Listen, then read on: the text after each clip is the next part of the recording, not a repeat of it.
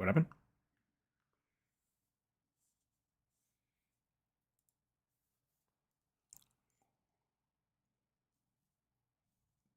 Scarlet Elf. Okay, that's a good mushroom name. Let's see if I can get some music going. Welcome in, everybody. A puffball mushroom would be good. Let's see if I can actually get Discord to pick up. That'd probably be good. Dang it. Why are you like this? Why can't you be normal? Why can't you be normal? Okay, there we go. Now it's picking up. Nothing's changed since last Friday. Welcome in, everybody. Welcome back.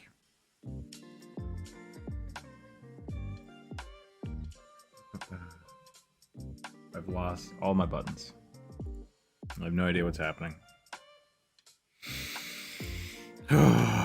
Big breath. There we go. Okay. Welcome in. It's Wednesday. Viewer suggestion time. What have I done? What have I done this week? Stuff and things and stuff and things. I'm gonna start with a rugby today, like I normally do. I'm gonna try a little bit different. Barug, hello, hello.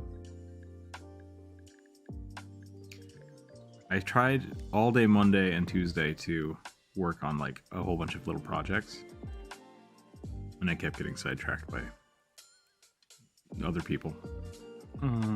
So I feel like I got nothing done.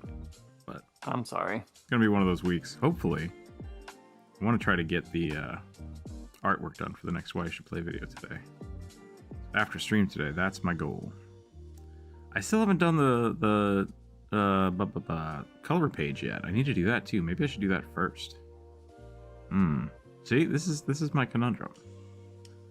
I am plagued with things to do. I got got page first, so yeah. that'll take you less time. That's a thing I want to do weekly, so that probably should take precedent. Give flat out character suggestions, or so yeah. The rules are in the description, but essentially you give me I'd like a one sentence D&D character suggestion, and I'll put it on the list. And then we roll some dice, and if the dice gods deem you be drawn, we draw it, and that's how it works. So yeah, if you want, you can just post it right here, and I will add it to the list. The rules are essentially no fan art, no mimics, but one sentence is usually pretty good. Yeah. Race, class. And as much as like we make fun of Rook for saying no mimics, it really is just because like if you say draw a mimic but it's disguised as a thing, just say it's to draw the thing. Right. It's a workaround for loopholes and abuse. Yeah. That's all. That's the reason that rule is there. So. And I'd love to give a preface of like takes off cavalier hat with the first one and Oliver. I'd love to give a preface of like, oh, if someone can give me a good mimic, then I'll draw it. And no, everyone will suggest mimics because then it becomes a challenge. So yep. So we just ban them outright. Yeah. I feel bad if what you wanted was a mimic, but there we go. Yeah. If you just want the gray alien mimic without trying to pretend like it's being something else, then we've done that a couple times. I will also preface that you're welcome to do like it doesn't have to be D&D. Could be Pathfinder, could be Starfinder, could be Vampire the Masquerade. Yeah. How is the Beholder Orb? Is that my eyeball question? It's all right. It's all right. I finally got a hold of my magic anymore. Yeah. Can't see in the dark. Can't cancel magic. Can't do anything. You can still see, mostly. My current vision is like before. It was very much just this. Like I couldn't see anything. Like I could see like little glimpses of spots from time to time. Now my vision is mostly clear, but there's like distortion in little places. And we have to see if that's swelling or requires more cleanup. Like they'll have to do a surgery and actually clean up the inside of my eye. So we gotta wait a month. We'll find out. It's pretty good though. I can drive and stuff, which is great. Like I'm functional again. but it's somewhat difficult to read, but not impossible. Here's my character. Robot Thri-Kreen, interesting. Bladesinger Warlock, who wields crossbows and short swords. They're actually a void cat piloting a mech. Alright. That works. I'll put it on the list. It makes me think of the little archers from Elden Ring. The ones that just kind of go berserk. Start shooting crossbow bolts everywhere. It's good. The mannequins. Hobgoblin fighter idea, carrying a halberd and a longbow on his back. I like it. I like it. It's on the list. Maybe. Uh-oh, what's happening? That's weird. Why did it switch my text font to white? Do you have YouTube on like dark mode? Yeah, but it didn't do it for That's the Thri-Kreen. The Thri-Kreen one went in just fine. Really? Yeah, Weird. very strange. Very strange. Anyway, whatever. Here we are. It's on the list. It is on the list. We're gonna warm up with our little rugby, and I think Druid is drawing a mushroom. Yeah. Yep. Yep. And then we'll go from there. Let me start the poll up so we can see what color of pen we're going to use.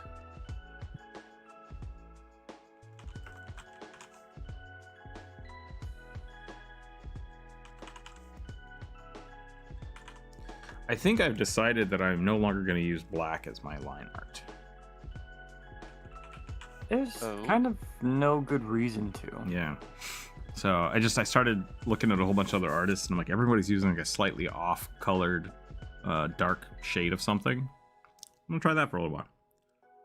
Schnozberries taste like schnozberries. What a hash brown. Welcome in. I mean, like, I've liked what I've been doing so far with the colors here, where we just have like red or blue or green. So I'm probably gonna start doing like a really, really dark red. Maybe get a little more of like an ink color instead of just straight up black. Yeah.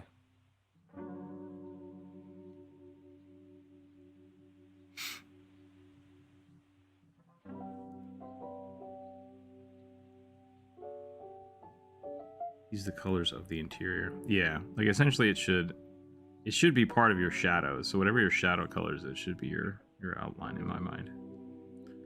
Gives you a little bit more of a softer feel though, and I'm not sure if I'm gonna like that, so we're gonna try it out. Hey chat, quick, give me a class for or maybe a weapon for this four-armed mushy boy.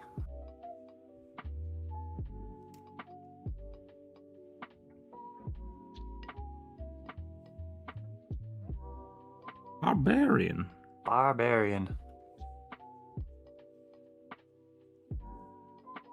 Swashbuckler, barbarian swashbuckler.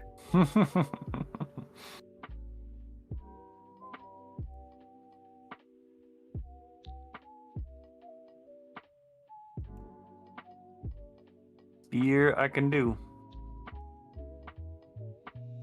I'm gonna barbarian him. I'm gonna thicken his thighs and give him a little bit more man spread.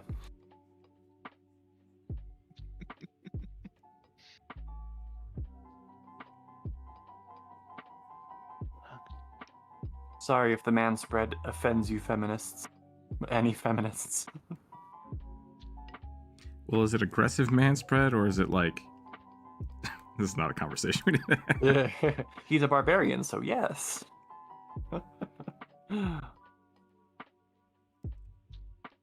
Yeah, no. I'm mostly teasing. I did not mean to actually pull up any sort of political discourse.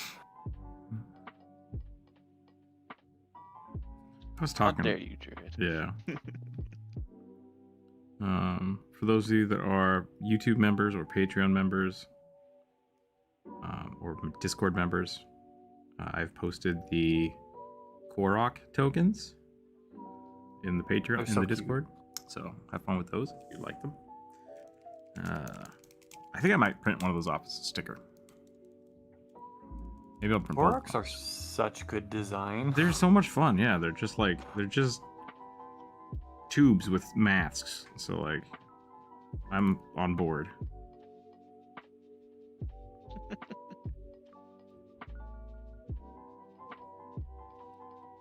They're just like, they're so derpy.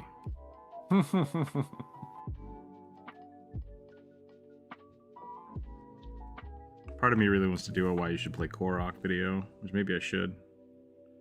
But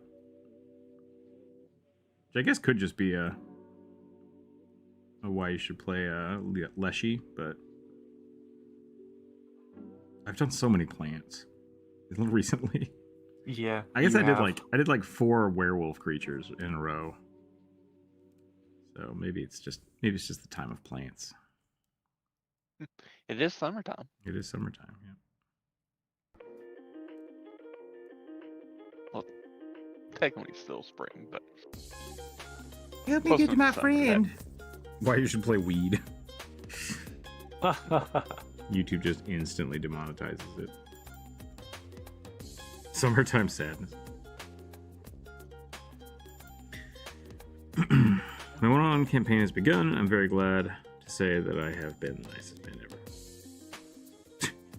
An acted one, like your character is a good character and you haven't murdered anybody, or you are a good player. Start a new campaign and try to make a good backstory for a hobgoblin character. Oh, that's a, I don't want to say a can of worms, but like, man, that could be anything. It could be anything.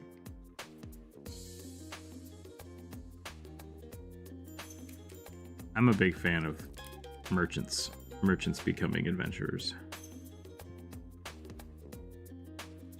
Because then you are one specialized in something. Like, oh yes, I'm very good at making potions. Yeah, how'd that work out for Finny? Well, I mean, Finny's a special case.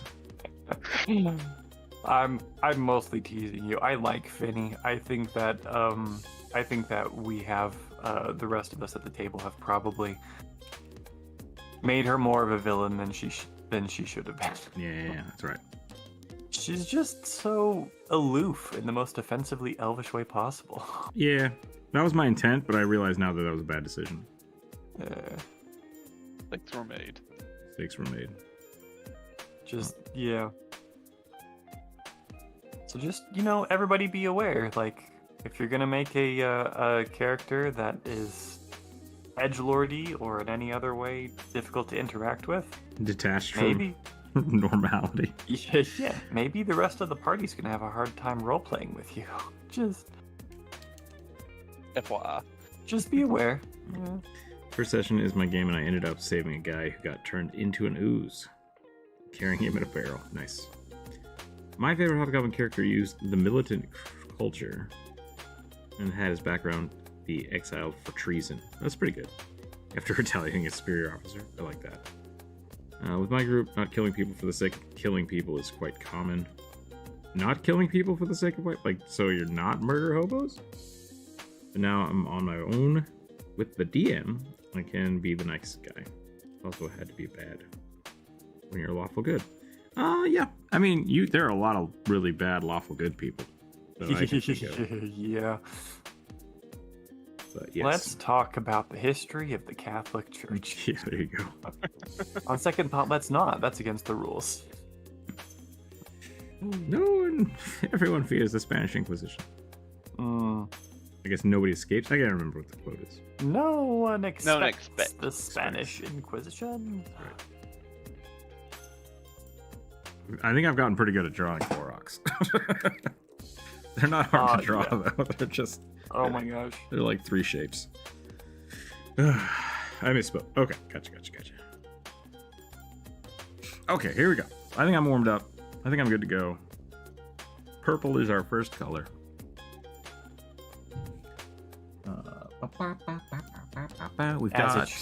We've got 21 suggestions today.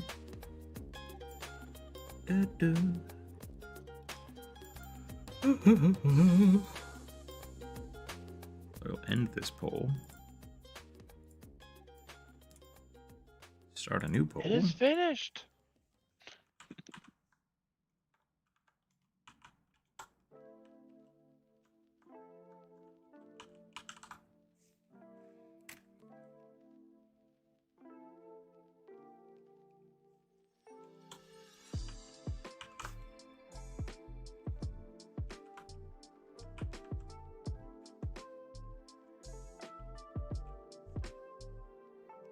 Damn foreshortening, kicking my ass today.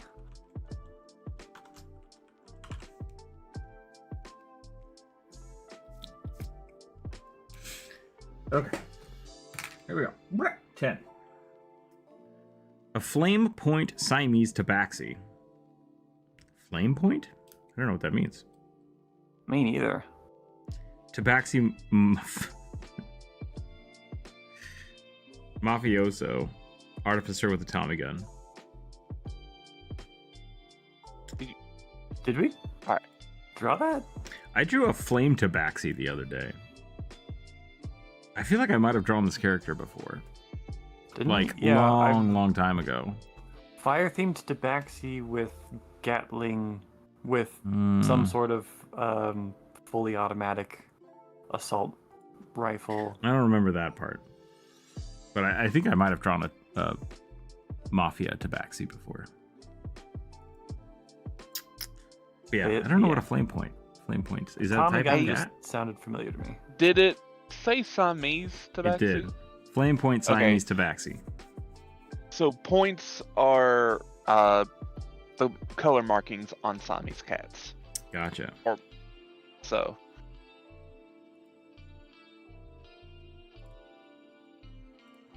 I wasn't sure if my brain put Siamese cat in that or not, so I was like, I need to ask. I had a Siamese cat once. So what does the flame point mean? Do they have poofy ears? I think it's just color. Oh. Is it so? Wait, anywhere where they have the dark markings on their face and Yep. socks? Those are referred to as points. Gotcha. Interesting. Thank you, Cats 101. So far the story is tragic, but all 4 people who went missing died. So that's too bad. He's learned about his people's past belongings to the Fae. Okay. Wished to return himself and his hobgoblin brethren to their rightful aspect, place amongst the other races, and away from Meglii? Is that a Fae? The goblin? That's the Goblin God Goblin god? Gotcha. who kidnapped them from the Feywild. You tried the new Pathfinder content? What new Pathfinder content? I've tried a lot of different things with Pathfinder.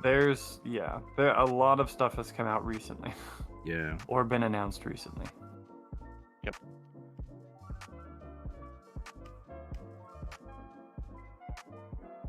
What's the difference between a news cap and a trilby? Size of the brim, I think. Or is that, or what is this in comparison? Like the reverse? Is that what a news? No, a newsie is a little. Oh yeah, no, a newsy cap is Is that the? it's the baseball cap with a really small brim. Okay, shoot. I can fix this.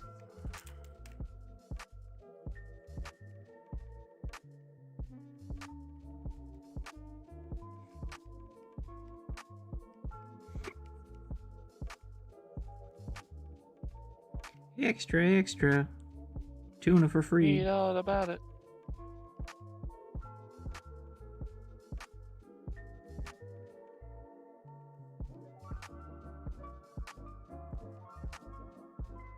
Wait a minute. Is this fan art for that new weird anime thing?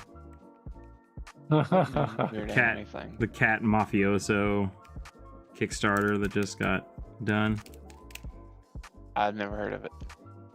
There's an independent, I think it's an independent studio is trying to make a hand-drawn it reminds me of Cats Can Dance, but like I don't think that's the intent. Mafia cats, that's a thing, so we'll see what happens here. I mean, there's Fat Cat, who's a mafia cat. Yeah, Fat Cat is a Mafia cat.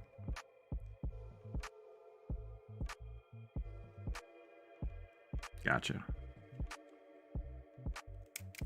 I'll make this a little smaller.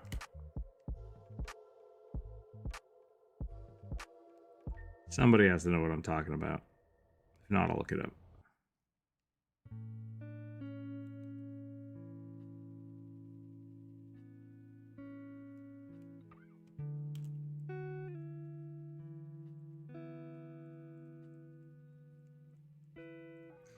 Shatter, interesting. I thought Shatter did damage to like breakable things. I mean, it can hit people too. Okay.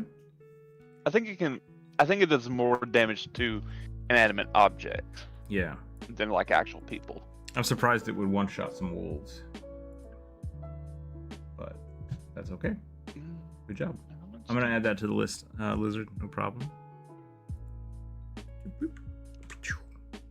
D&D. Why does it post it? Wait, weird. Not a fan of the kind of power washing the goblinoid lore with their Fae now. Oh, I see.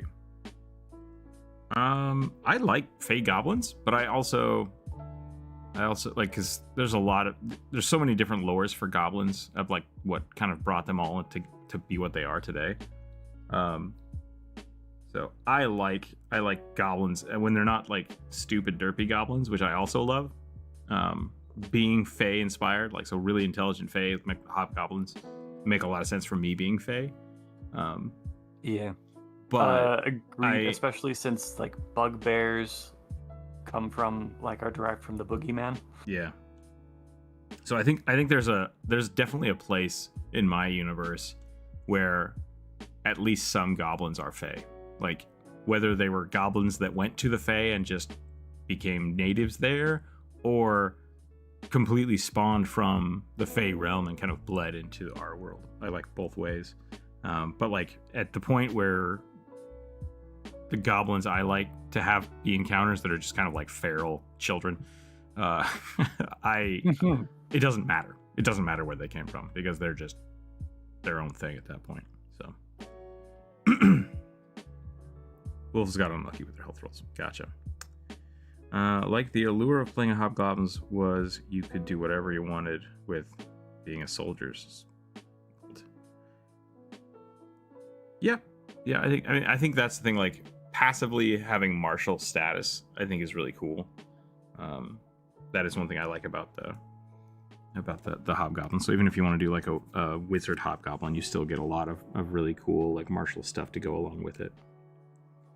So I do like that a lot. Does make them potentially very powerful. Yeah. Yep. Because it's kind of the opposite of like with the drow, you can pick whatever you want and you still get a little bit of magic. Yeah. Yeah. So I'm a big fan of that kind of stuff. Like that's really what the heritage feats are for, in my mind. Like being able to blend and mix and have some interesting interactions.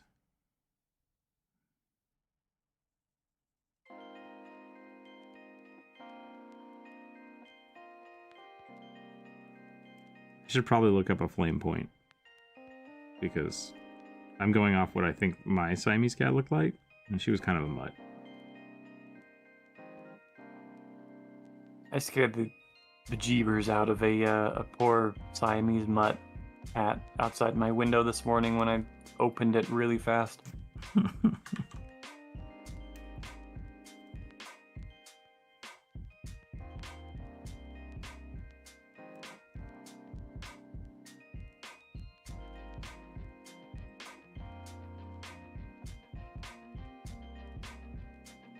A new joke that is one of my favorites. Good.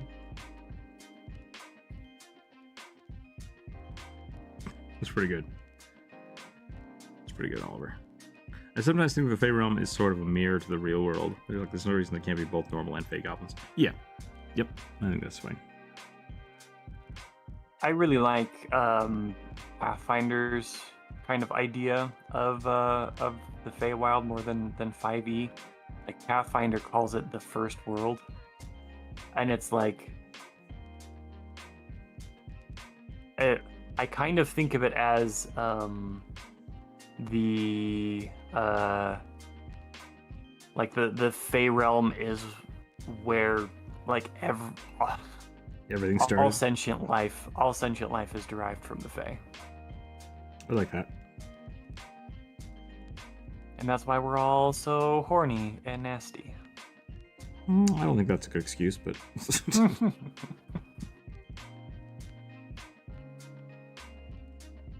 Well, I can blame it on the Fae, or I can blame it on God.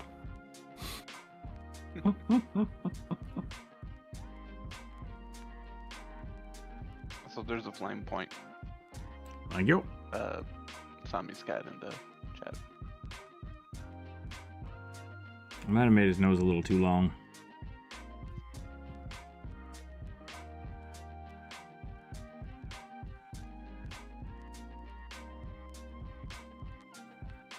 Julia, you squished the face and then moved the eyes. Nothing changed.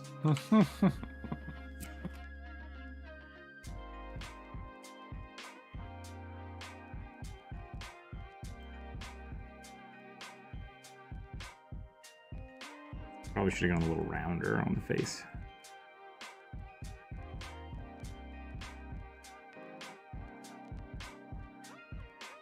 Go a little bigger on the eyes, I guess.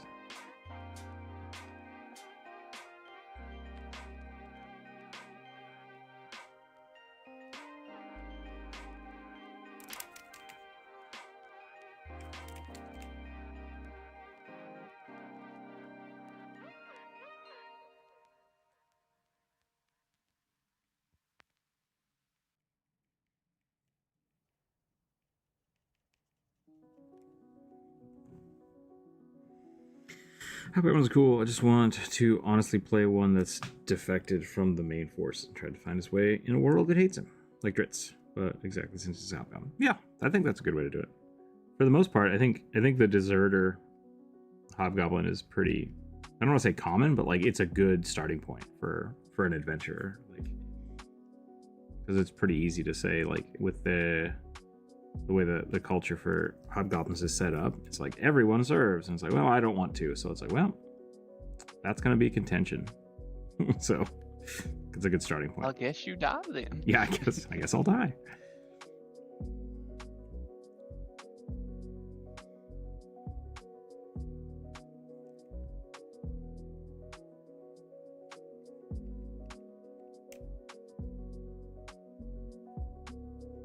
Oh, foreshortening. Why do I do this to myself? I'm a big fan of not worrying about like the thematic backgrounds that exist for things. Mm-hmm. I like finding inspiration in them, but like if a drow shows up, unless you live like within a week's ride of Menzo Barazon, no one should really care where you came from. It's just like, whoa, you're a drow. That's weird. I don't see a lot of drow. Like, yep, nope. I was born 2 miles over that hill. It's like, cool. So I'm of the mind that the books are good starting points, but you don't have to follow their lore at all. Yeah. Like, Yeah. you can write the lore as the game goes. Same. I like to. It's not that hard to come up with other conflict, right? Like the drow don't have to be evil, but you could have dark elves relatively easily that obviously they are cave dwellers, right? So maybe like they still have some beef with dwarves because character disputes, or I mean not character disputes, because territory disputes. Yeah, I'm also very much, I don't like focusing on as a DM, I don't like focusing on like world politics. So most of the things that I deal with are all local. Like very rarely do I have like my players deal with anything that's larger than a local problem. Yeah. And if they have to move, that's fine. But then what it becomes is, okay, I'm going to send you to this town. Just tell them that I sent you, and then that's where the connection between those two towns stops. I don't like having to deal with like the politicals. Like, oh, we don't like those guys. And it's like, just once there's the new town, that's a whole new area that they now get to explore and create themselves. Without having to deal with the baggage of like, well, we don't like trading with the people from the next town over. You guys have to deal with that now. And it's like, no, thank you. So I guess I kind of isolate. Baggage. Yeah. You don't have to be xenophobic like a Brexiter. Right. There are places in the world where hospitality is a thing, And if you're new in town, people are interested in you and generally genuinely kind to you. Yep. But I do like throwing it up, like in local town. Like, oh yeah, our town is run by dragons. It's like, excuse me? Like, that's probably not normal, but you know, the players have to deal with that, not the other way around. So there's definitely lots of complexity you can add into just local stories without having to deal with, you know, pre-world baggage. Yeah. But other people like that kind of stuff, so. Is it normal for people to purchase property in a campaign? I cleared out slightly. I mean, yes, absolutely. Yes. Yep. Yes. A lot of times people just give them.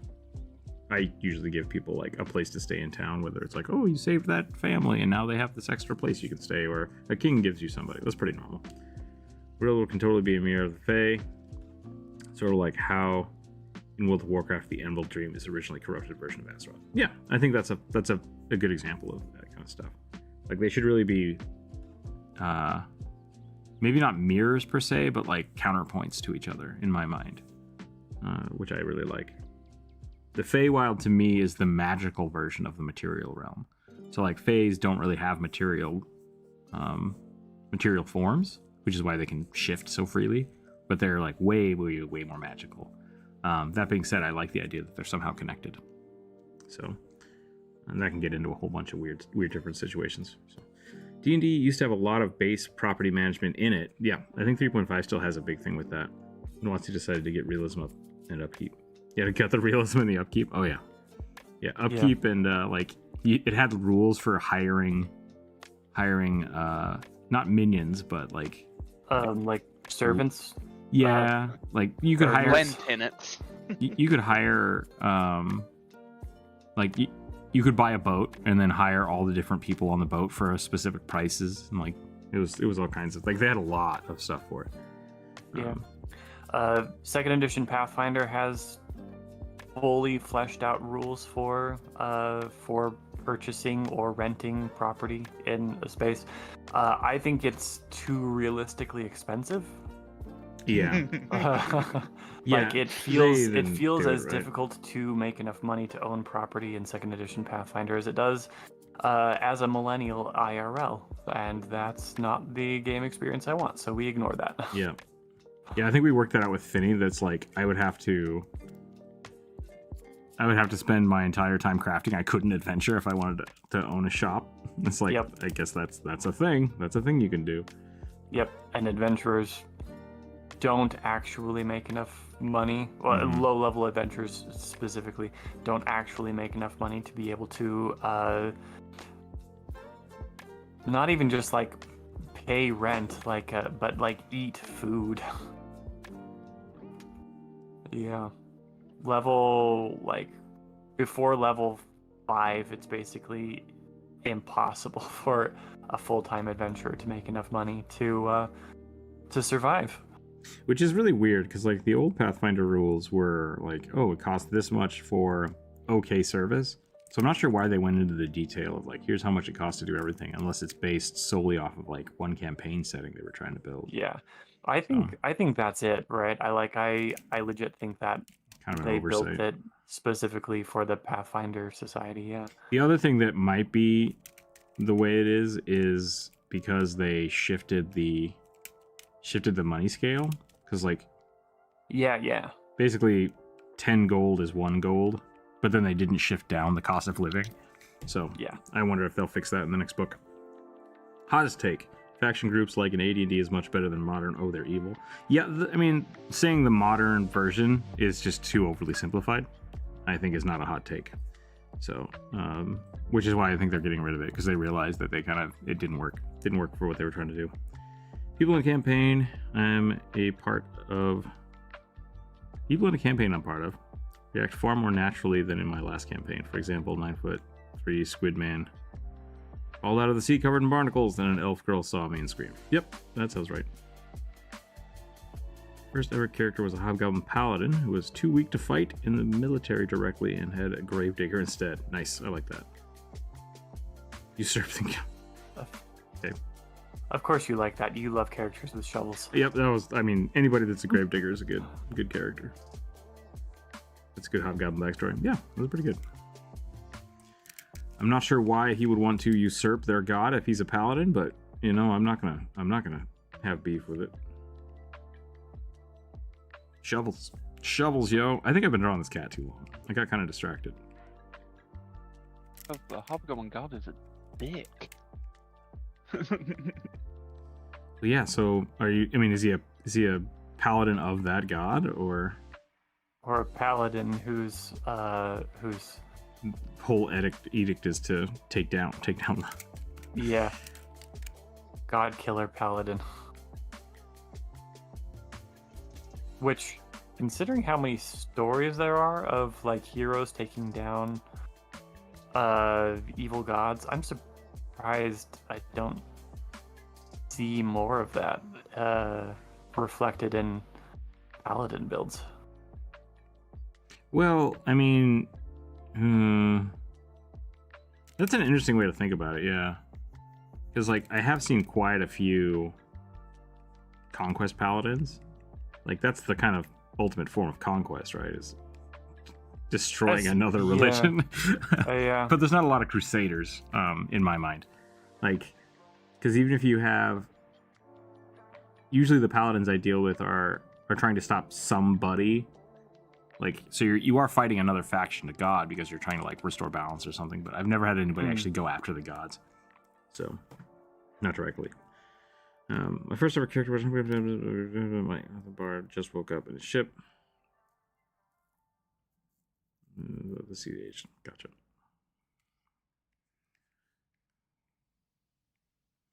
I don't really want to draw a Tommy gun, but I like this character.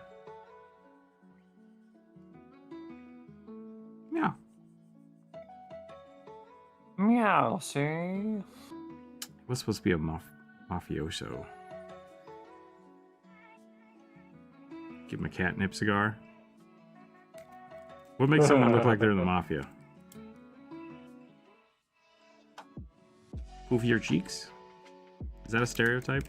I just keep thinking of the guy from The Godfather. The Godfather, yeah. Yeah, I mean, that's my only frame of reference. Red carnation boutonniere. I don't know what carnations I look mean, like. yeah, my inclination would have been to immediately start looking up 1950s Rat Pack, or is it 20s? It's 20s. Rat Pack fashion. Be honest, men's fashion didn't change for like 30 years in that time period. Yeah. Yeah. So And since then, it hasn't really evolved. It's just gotten more simplified. That's true. I could give him like pinstripes. I could give him a pinstriped suit here. I mean, it was supposed to be a vest, but So it's a three-piece suit.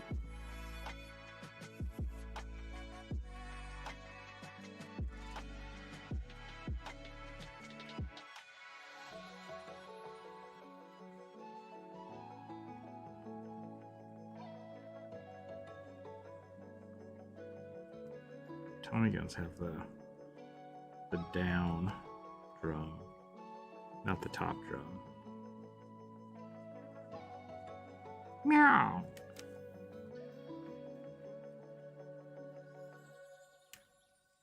Decide paladins should definitely be a thing. Oh, deceit? Is that what you're trying to say? Or deicide? Okay, deicide paladin. Randomized vengeance paladin, smite with a shovel. I like it. It's a good choice. Okay, I think I'm gonna call that one. I'm gonna call that one. I'm gonna roll the next one. I'm gonna try to wrap this up relatively quickly. Not least of all because I need to use the toilet. A wooden puppet with a tiefling curse and carries a kitchen knife. With a tiefling curse. I'm gonna make it look like a tiefling, I think that's my intent. A wooden tiefling puppet. A blue. A bleh.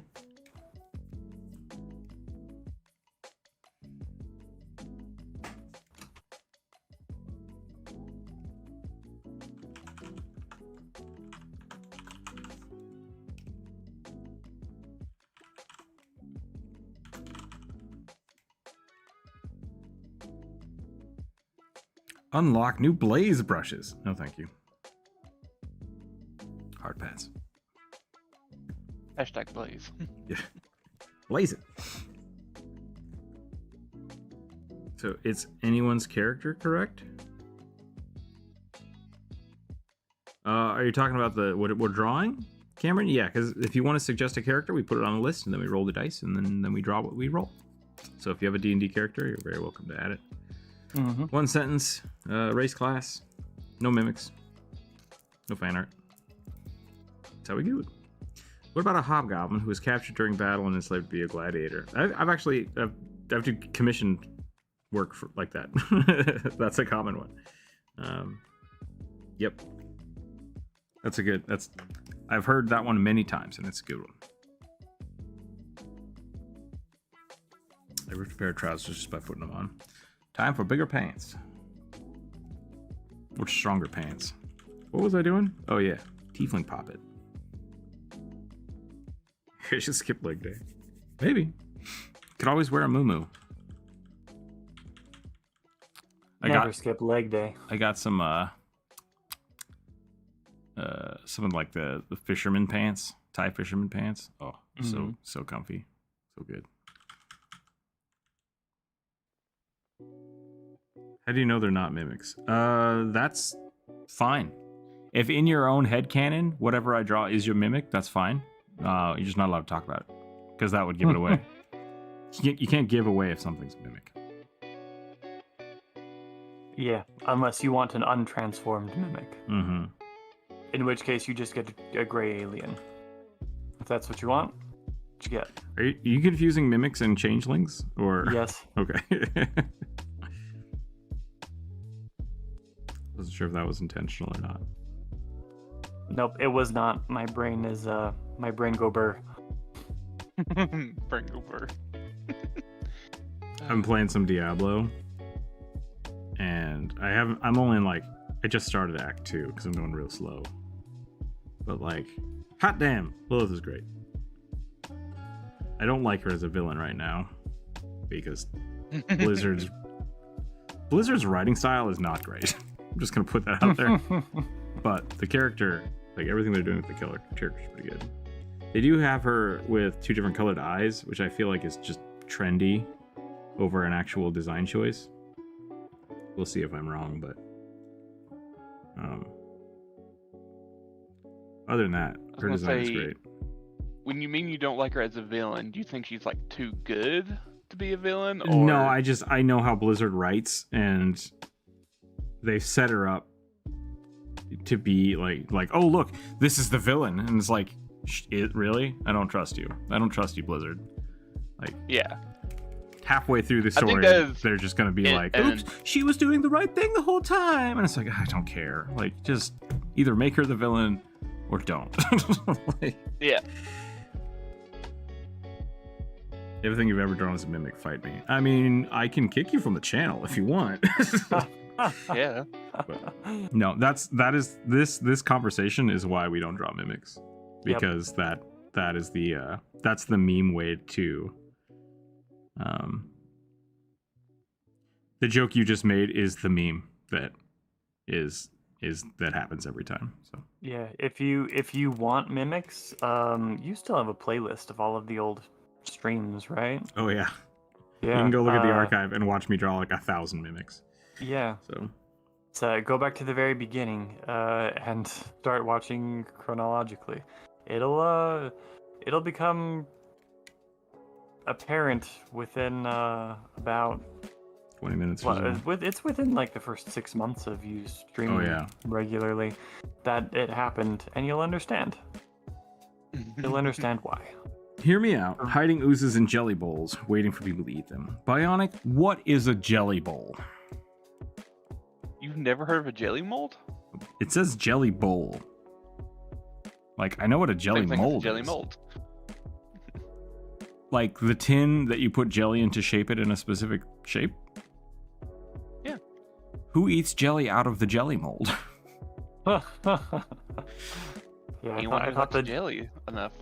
I thought the jelly mold was the thing that it's like a pie pan. Jello shape so that you could turn it out on a plate. That's what I thought. Corvus, do you I think it also do you just eat your Jello refers to- right out of the pie tin? Is that what I'm hearing? Like, no shame. I just want to know. So I don't do that. Why dirty a plate? Oh my god! All right, we're at odds in this conversation, I think. I don't think we are. But what I was meaning is like Jello mode also sometimes just refers to as molded jelly. Sure.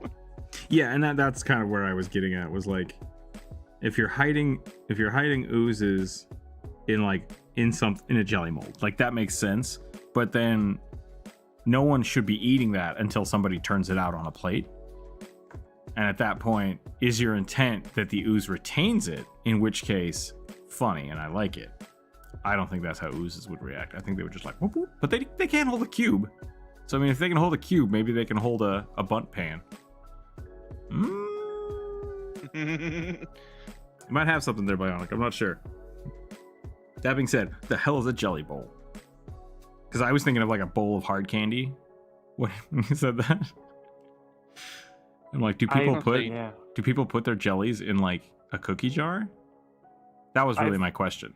Do people put jellies in a cookie jar? Well, don't they in like The Night Before Christmas refer to as Santa's belly as like a bowl full of jelly?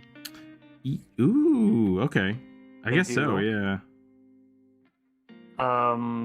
There are things called jelly jars, or which are basically just like ornate things for Victorian households where you put the jelly that goes on the table. Interesting. But that refers to specifically as fruit preserves, I think. Yeah, Corvus, that's a good point. Like, a bowl full of jelly is a statement I have heard and not thought about the ramifications of. All right. Until today. Yep. When you called somebody else out on it. I mean, that's why I called it out. It sounded weird. I mean, yes, in modern lexicon, very weird.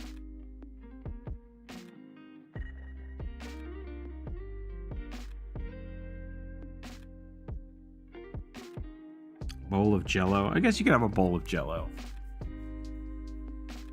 But that, to me, is the third step of, like, you've cubed it or have it, like, parsed out, and then you put it in a bowl. And now you're just, like, a plate of Jello or a bowl of Jello are both applicable in that situation. And at that point, you're just hiding an ooze on somebody's plate. I'm gonna look into this more. I get the mimic joke perfectly well. I've just never seen anyone or you talk about it at least a year or two since I found your channel. Didn't know it was taboo subject. Yeah, I put it on every viewer suggested, like, no mimics. That's why. It's become a taboo subject for us because of people just memeing really, really hard. It's just like, guys, I would rather you just come up with a good character suggestion instead of trying to make everything mimics. The internet ruined it for us. Yeah. That's all. We also had a no Lord of the Rings talking policy because people would fight about it. Yeah, but we've broken that rule many times. I think chat has grown a little bit and people can rationally talk about it, but the rule still applies. You know, it's against the law to not speed.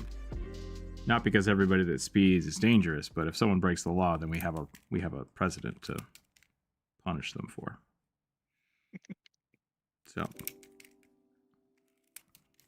I retain my right to ban people for miming and Lord of the Rings smash talking.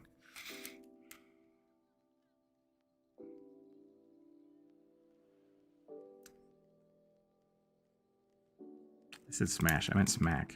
That was weird.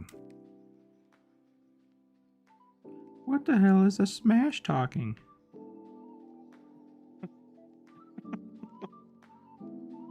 Or we talk about Smash Mouth. Yeah. I was looking for that joke, but you found it first.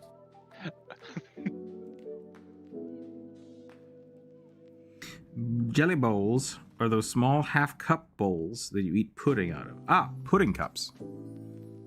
Actually, those have a real term. I'm trying to think of what they are, but I know what you're talking about. I did have some of those as growing up, so that's fair. I thought it was just called a snack pack. No, not like not a pudding cup. Essentially, I think what they're talking about, and it might actually be a pudding server, is like something like this. It's like a tiny goblet that you would just put jelly in, Ice and then cream or yeah, jelly ice cream. or pudding in it. It's not quite a ramekin, but it's also not quite a bowl.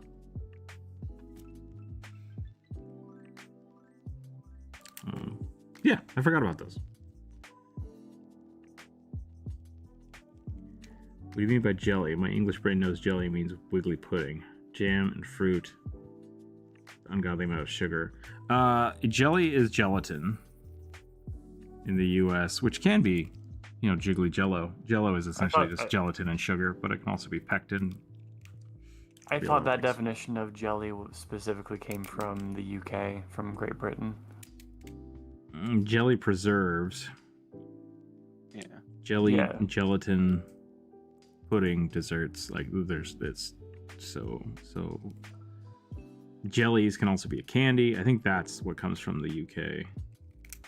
But it's all technically the same. Technically, Jello, the thing we make in the US, is the same recipe as jelly in the UK. But it's not prepared the same way normally, like in a giant bowl, the way we do it. Because I think that was a product of the 70s and 80s. Because there's old clear jelly, right, where you put meat in it. Yep. But it becoming like a dessert snack thing was the 70s and 80s kind of packaging shenanigans. 70s, yeah. Because that was like instant jelly where you could just add water instead of having to actually melt down gelatin and make a whole shebang out of it. Yeah, so Oliver, when we say jelly, we're referring to jam, basically. With Jello, jigglers. made fruit juice. Yeah. So yeah, it's fruit preserves but made with juice instead of whole fruit, basically. Yep. Didn't really become a thing until Prohibition. Bloop. That's kind of weird to me because I thought mint jelly was always has been a thing for a really long time because it's a thing that was served with meat quite often. I feel like that's a 40s thing. Yeah. But what I thought it was older. referring to apple and grape jelly wasn't really a thing until Prohibition, when wine companies and cider companies could not make their alcoholic drinks anymore. Gotcha. So they used the juice That to makes sense. make Preserves. Yep. Gotcha. Because if you notice, there's never rarely there's say other types of jellies other than apple and grape. I mean, there are, but those are what everyone thinks of. I don't know if I've ever had apple jelly. Really? Yeah. Clear, kind of apple juice looking Nope. stuff in a jar? Nope. Weird. Jelly, I almost always have grape or strawberry. Those are the two types of jelly I've had. I buy a lot more jams though, and that's always blackberry and stuff. So Yeah. Yeah. I've never had strawberry jelly. I've used strawberry preserves, but I didn't think you could get enough juice out of a strawberry in order to make actual jelly out of it. I have a lot more apple butter. My family makes a lot of apple butter. In 5e rules, Gandalf was a cleric, not likely higher than 5th level. Debatable. In 5e, Gandalf is technically would be an Aasimar. Yeah. In 5e rules, there are 1,000 different ways to build Gandalf, and saying that your way is the only correct way to do it is kind of obtuse. Because Gandalf is technically a wizard bard cleric. Gandalf is all of the spell. Yeah, he's a deity level character. Those who need to use German recipes, not like American tinned fish. Yeah. Aspic, that's the other word. Aspic is the old way of jelly discussion before it became like a treat. Yeah. Gelatin wiggly dessert. Yeah, boiled sweets with candies, jams, fruit conserve. Yep. What are jellies? The other thing I've heard jellies is just like any gelatin snack, like a lemon bar, or straight up, which is essentially you do it the same way you would make like Jello jigglers, if you know how that works. You make a pan of jellies, only it's hyper concentrated, and then when you cut it and cover it in like cornstarch or powdered sugar so that they don't stick together. That's another thing that I've heard of jellies before, but that would be more like a Turkish delight, I guess, is a another way to look at it. Turkish delight would have been pectin gums or gums, based, right? Yeah, I think so. Yeah, like. What conversation did I start? With you started a conversation about food with a foodie who is me, a historian who is Corvus, and a chef, and a chef who is Rook. I hope you don't mind me classifying you as a historian, Corvus. It's fine. It's just I had a lot. I like you. I also like food, kind of also foodie, and look a lot of old recipes up. I too prescribe to Max Miller. Yes, he's good. I don't know who that is. Tasting history. Oh yes. Okay. Sorry. I'm bad with names. That's all right. With people not names. Matt Miller like people used to call him all the time. I didn't know that. Yeah, I remember on one of the episodes he was doing. I don't remember what it was, but it was like he was like Max Miller, and they were like, which is my name, not Matt or Marcus or William. William Miller. Yep. I was like, okay.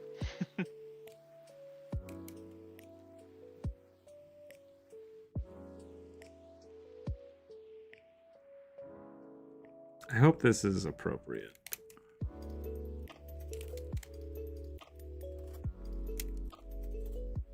It's adorable. What was the prompt? A tiefling cursed poppet, wooden poppet. Oh, right.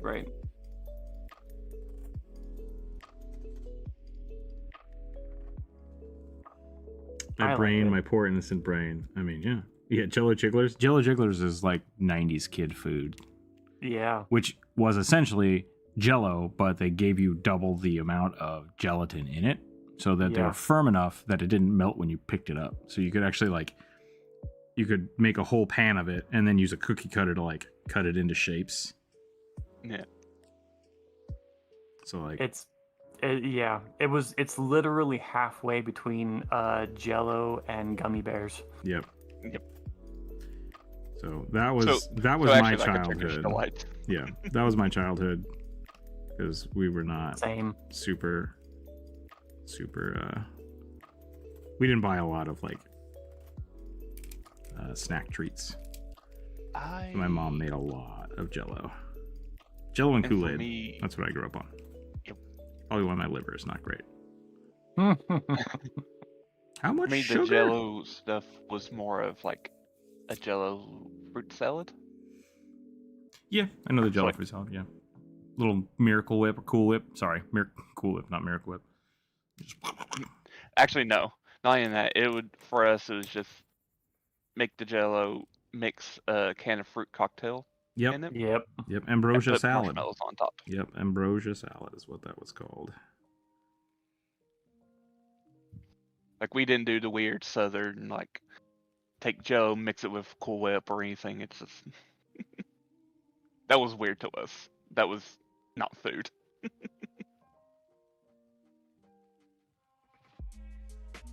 Agreed. It's not food.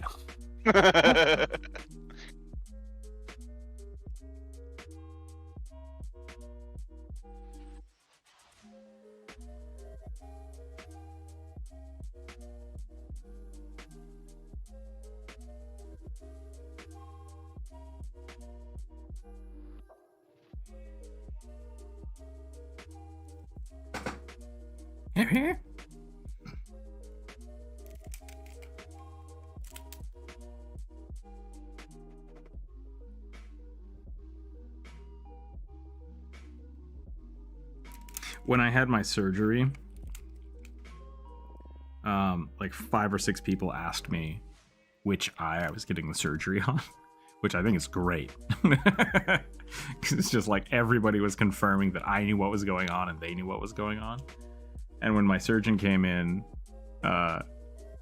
he signed my eye, like the top part of my eye. It's like, which eye are we doing? I'm like, this one. He's like, perfect. And so when I woke up, I had all this like scribble across my eye. I'm like, that's the coolest looking thing ever. So I'm probably gonna put that on more characters now. Even though it is like, it's just weird doctor scribble. Yeah. Hey, if you want a random ass tattoo, there's no better way that I can think of to get something that looks like it means something but probably doesn't actually mean something than trying to interpret Dr. Scratch. Maybe your eye doctor had decent handwriting, I don't know. No idea. It wasn't coherent, so that's perfect. It doesn't need to be. Yep. I remember making a lot of applesauce. You could freeze in slushy sticks. Yep. That's I had that too. My parents had I don't know, hopefully maybe more people will remember this. Just like Tupperware popsicle. Yeah. Oh, I totally remember that. Nope. So it was basically like an ice cube tray made out of Tupperware. And so you could literally just fill anything you wanted in here, stick the caps on and put them in the freezer, and then you had like applesauce popsicles. It was great. I freaking love this. I would do cheap orange soda all the time.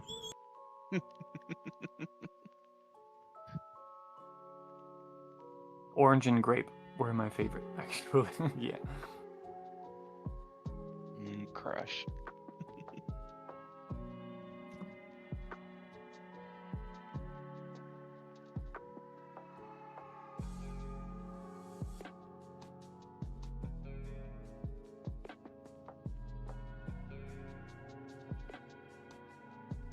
Okay, 1 red fairy cup mushroom myconid.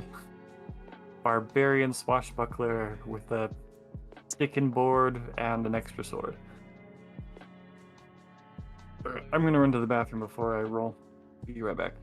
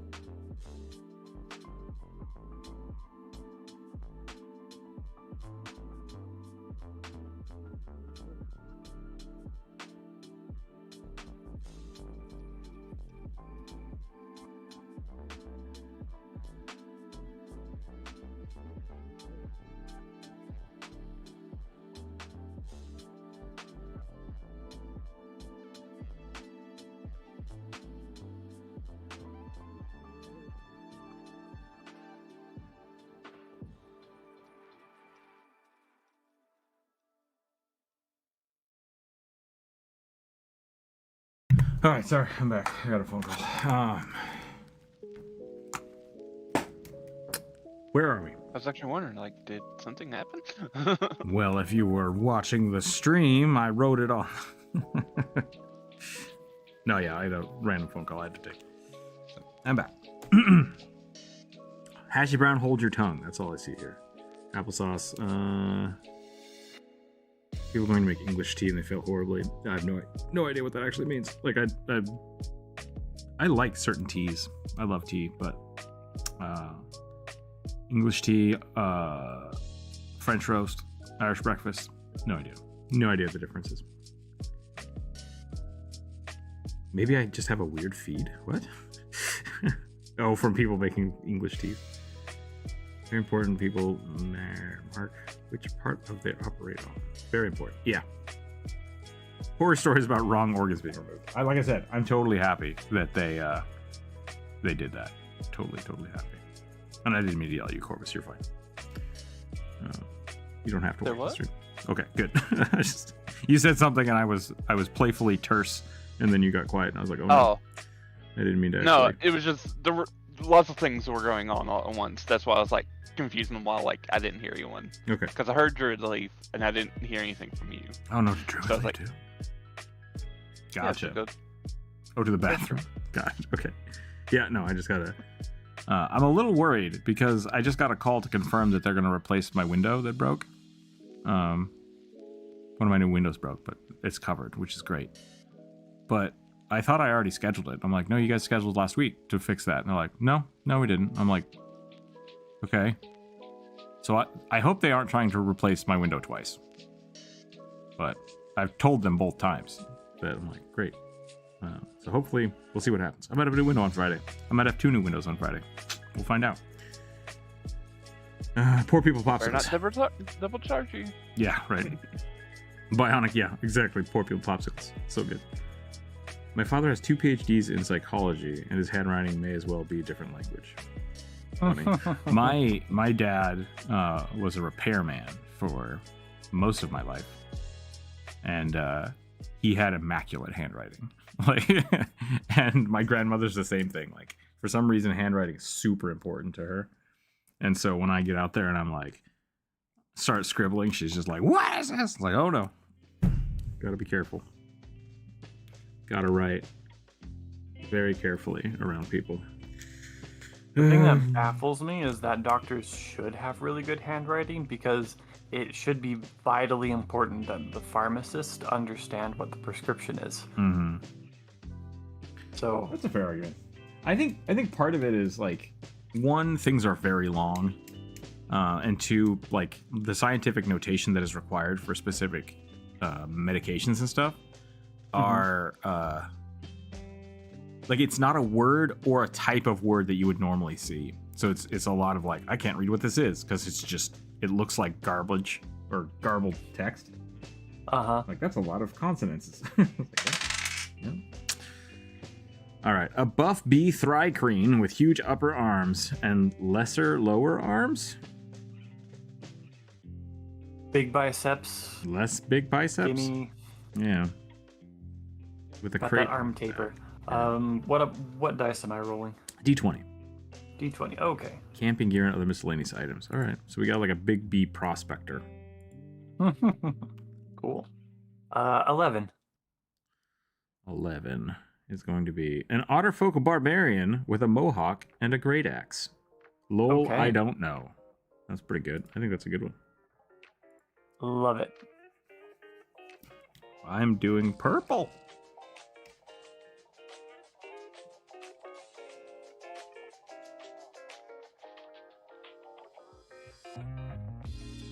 Otterfolk barbarian with a mohawk and a great axe. Okay.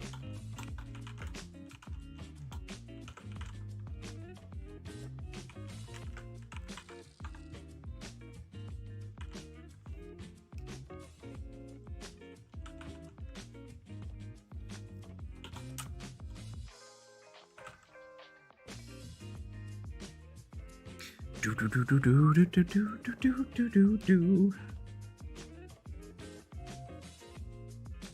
Poor people popsicles sound like Soylent. Soylent Green. I don't know. Poor people popsicles is definitely. I wanted to say poor people popsicles, but I was like, no, that's inappropriate. I don't need to say that. But now that other people have commented it, that's what I was thinking. Because yeah, like it wasn't even fruit juice most of the time. It was just like, let's just pour Kool-Aid in it, and then you have popsicles too. This Kool-Aid is cheap AF.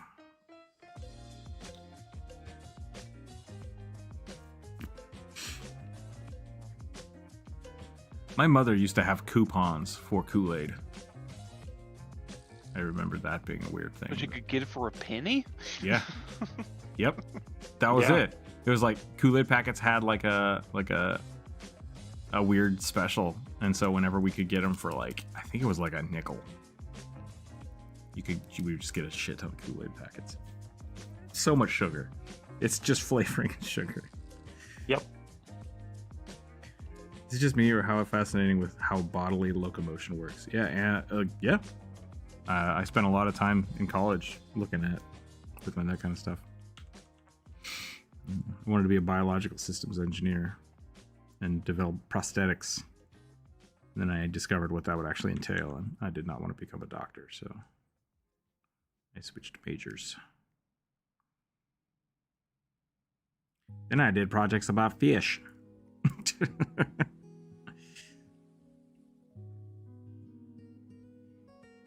Oh crap! What win? What went out? Purple? All right, go back to purple. Perp. Gotta get that perp.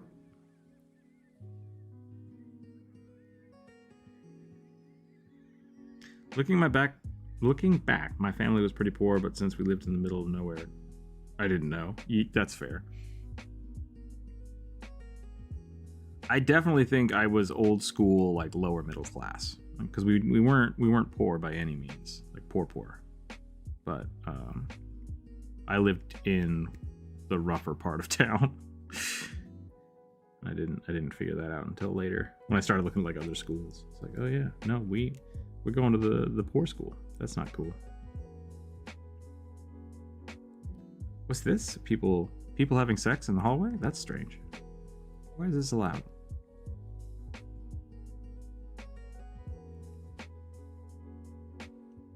I was lower middle class in terms of income, but lived in kind of a posh part of town, and went to a very preppy school, and that was torture.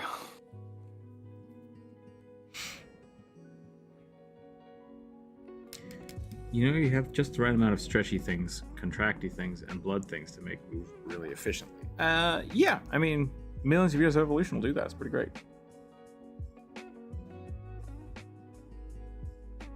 Being poor but being frugal is good. Yeah, Idaho is really cool. Was a really cool place to grow up in, because it, like, for a long time it was just not rural. Like, there's tons of rural places in Idaho, but I grew up in basically the biggest city in Idaho, so that was really interesting because like all my family lived on farms, except for my parents directly kind of lived in this little suburb, which was interesting. So I got a lot of cool experiences that I don't think kind of exist anymore. Going to rodeos and fairs and still being able to just, like, you know, hop on my bike and go to a store. Yeah. So it's nice. My family was poor, couldn't even afford knockoff store brand Kool-Aid. Bummer. Hopefully you will avoid the diabetes. That's all I can say. Because of that. It's like, I think that was a big my problem. Like, a lot of my problem was growing up drinking Kool-Aid. It's just so much sugar that my body is kind of rejecting that now, and I have to kind of recover from it. Yeah.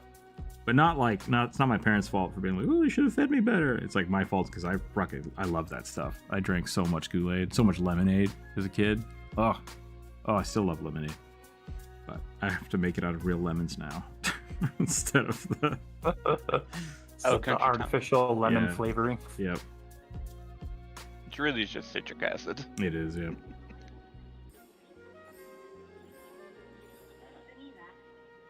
Diabetes. Grandma died of diabetes. Yeah, be careful. Like, really, go to the doctor, check yourself out. It's good to know that kind of stuff. Me dealing with all kinds of medical issues now. It's weird how just growing up and like not talking to my family about it was an issue.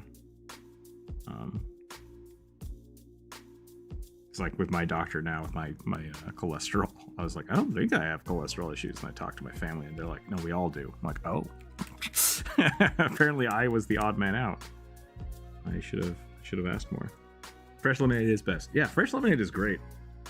I used to work at a the hell was it called? Not an Outback. Chili's? No. Shoot, Goodwoods. I used to work at a Goodwoods, and they were famous for their lemonade, and I had to make it. So I had to make like 10 gallons of lemonade every day by hand with a giant metal like plunger that they had specifically made for it. I got real buff that summer, just like mashing lemonade. It's only 3 ingredients. It's lemonade, sugar, and citric acid. That's it.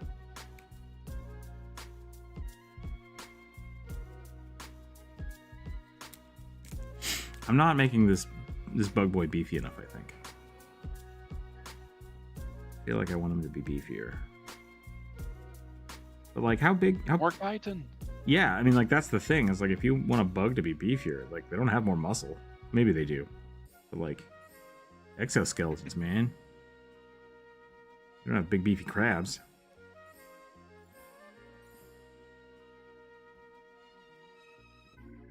Water, lemon, sugar. That's it. That's it. Maybe elbow grease. That was the worst. From squeezing all the lemons. Yeah. So the process was get like 2 cases of lemons. Like a case of lemons. And then hand cut those lemons in half. And in the process of doing that, you always got cut a little bit. Either from the cardboard box or from the shitty knives they had you use. And then you spent the rest of the day just feeling lemons cutting, like burning you. It was not good. Not good. Blood, sweat, and tears. Lemonade.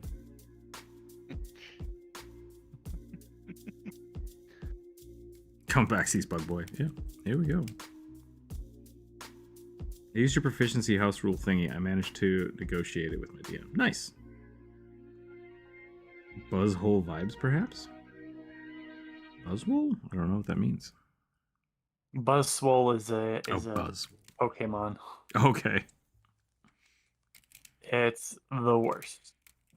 It looks like the swole crab or lobster from SpongeBob. And it's a mosquito. This guy? Yep.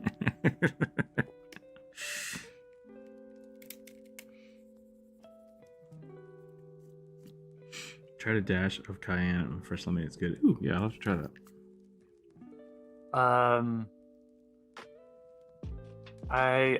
I love orange blossom syrup in limeade. Hard to find. Love it. What is orange blossom syrup? That sounds like the froofiest thing I think I've ever heard in my life.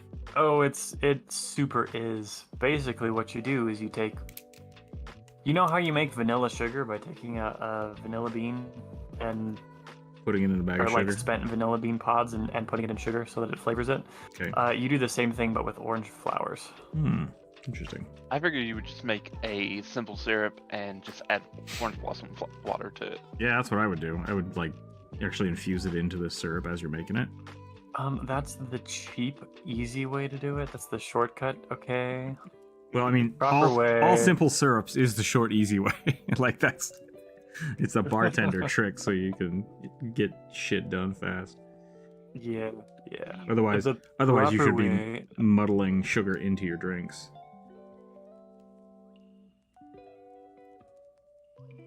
No, I think the traditional way is you pack as many orange blossoms as you can into your jar with sugar and wait for the orange blossoms to weep out enough water to make the sugar into a syrup. Interesting. I think you can do it with honeysuckle too. That's a common way of making fruit syrups in South Korea. Like, homes would do that. Gotcha.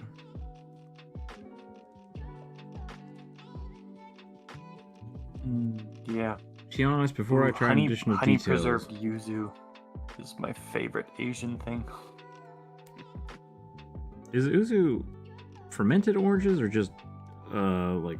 Yuzu is a variety of orange. It's specific like, type of orange. Okay. It tastes, yeah. It's kind of like bitter and a lemon and a astringent, mandarin, but also sweet and tart. Okay. I think of it as a lime and a mandarin, but yeah, same sort of deal. Mandarin orange, but more acid. My house rules, but if you have a proficiency and a tool proficiency, then they overlap and get advantage. Oh, you get advantage. Yeah, I like that. I generally, like, with 5e, if you have proficiency in something, like, you just get advantage on it. Like, that's fine. Because the bonuses, like, aren't that big.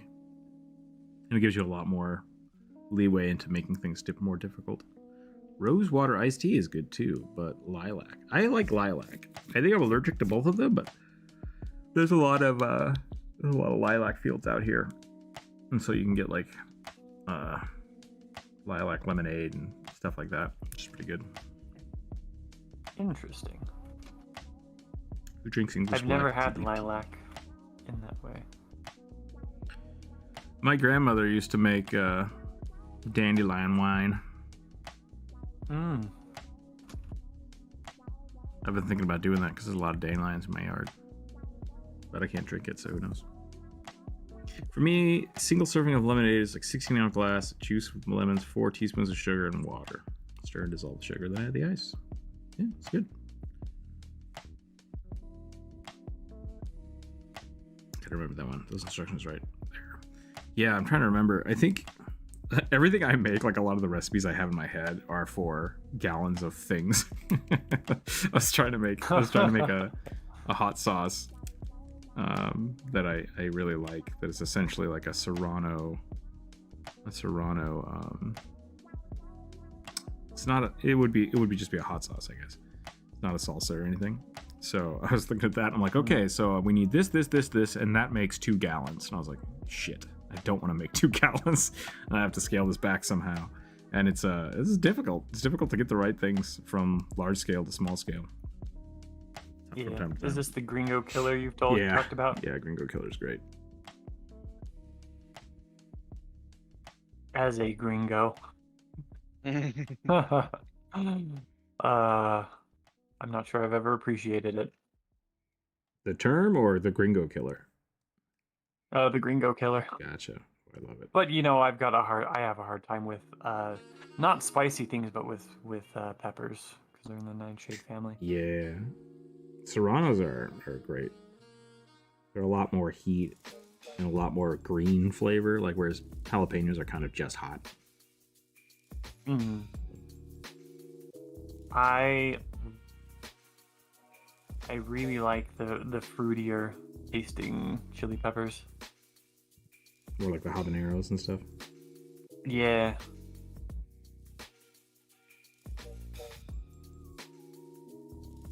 I suppose I did like green bell pepper on my pizza. So is that kind of the green flavor you're talking about? Yeah, it's got a little more of that like vegetal crispness to it. But whereas jalapenos just have that weird bitterness.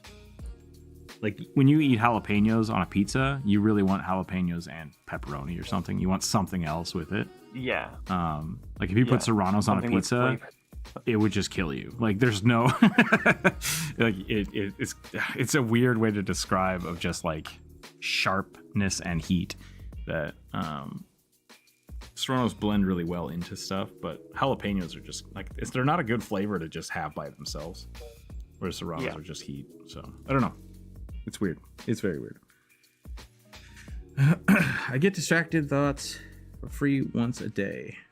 How often should I use it? Well, I mean, if you have it once a day, use it once a day.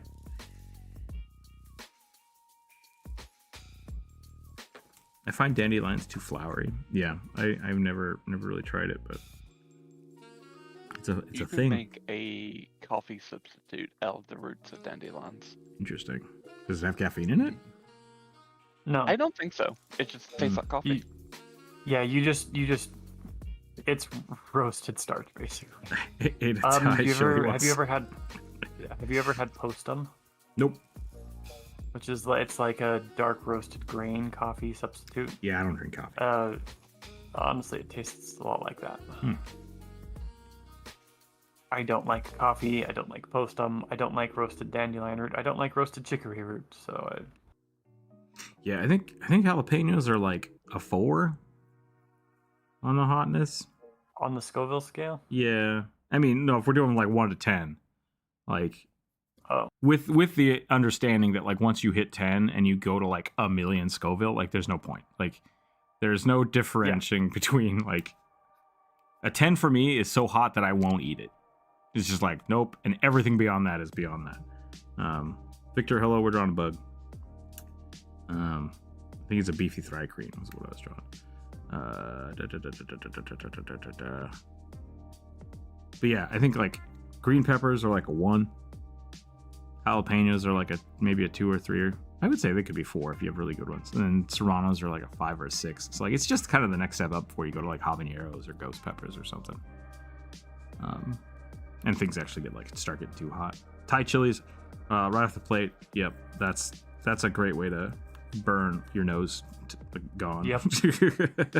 Those are definitely up on list to 10. Yeah, which is a shame for me because I actually really like the flavor of Thai chilies. I like what they impart to anything I've ever had them in. Whenever I go for Thai food or Indian food, they always have like how many peppers do you want? 2 to 5. And it's like, or 1 to 5. I'm like, 1. I'm good with 1. Like I like the flavor, but I don't want the heat. I just don't need it. When I was younger, it was just like burn everything in my brain out. But now it's like I want a flavor. I want flavor. I want a nice little kick. And that's it. I don't need to be sweating. You can make a caffeine-free coffee alternative with molasses. Interesting. What was the word you just asked me if I'd had? Potatoes? Postum. Postum. What is postum? I've not heard this word Postum. before. No, postum is it's a potato roasted grain coffee substitute. Basically, they take wheat, like cracked wheat, and roast it like you would do a dark roast for coffee. Okay. And coffee is just burnt. It doesn't matter what you cook. You just burnt stuff. I mean, kind of. I honestly think that is the reason why I like chocolate but don't like coffee. Because I like really dark chocolate. So I know it's not the bitterness of coffee that I don't like. I honestly think it's the roasty flavors. That just taste burnt. Yeah, I'm not a big coffee drink. I wake up in the morning and I drink I used to drink energy drinks when I went to work, but it's just like water. I used to drink orange juice a lot. I don't know. I don't like coffee in the morning, but I have had some really good coffees. So I know that good coffee exists. I've also had a lot of really shitty coffee.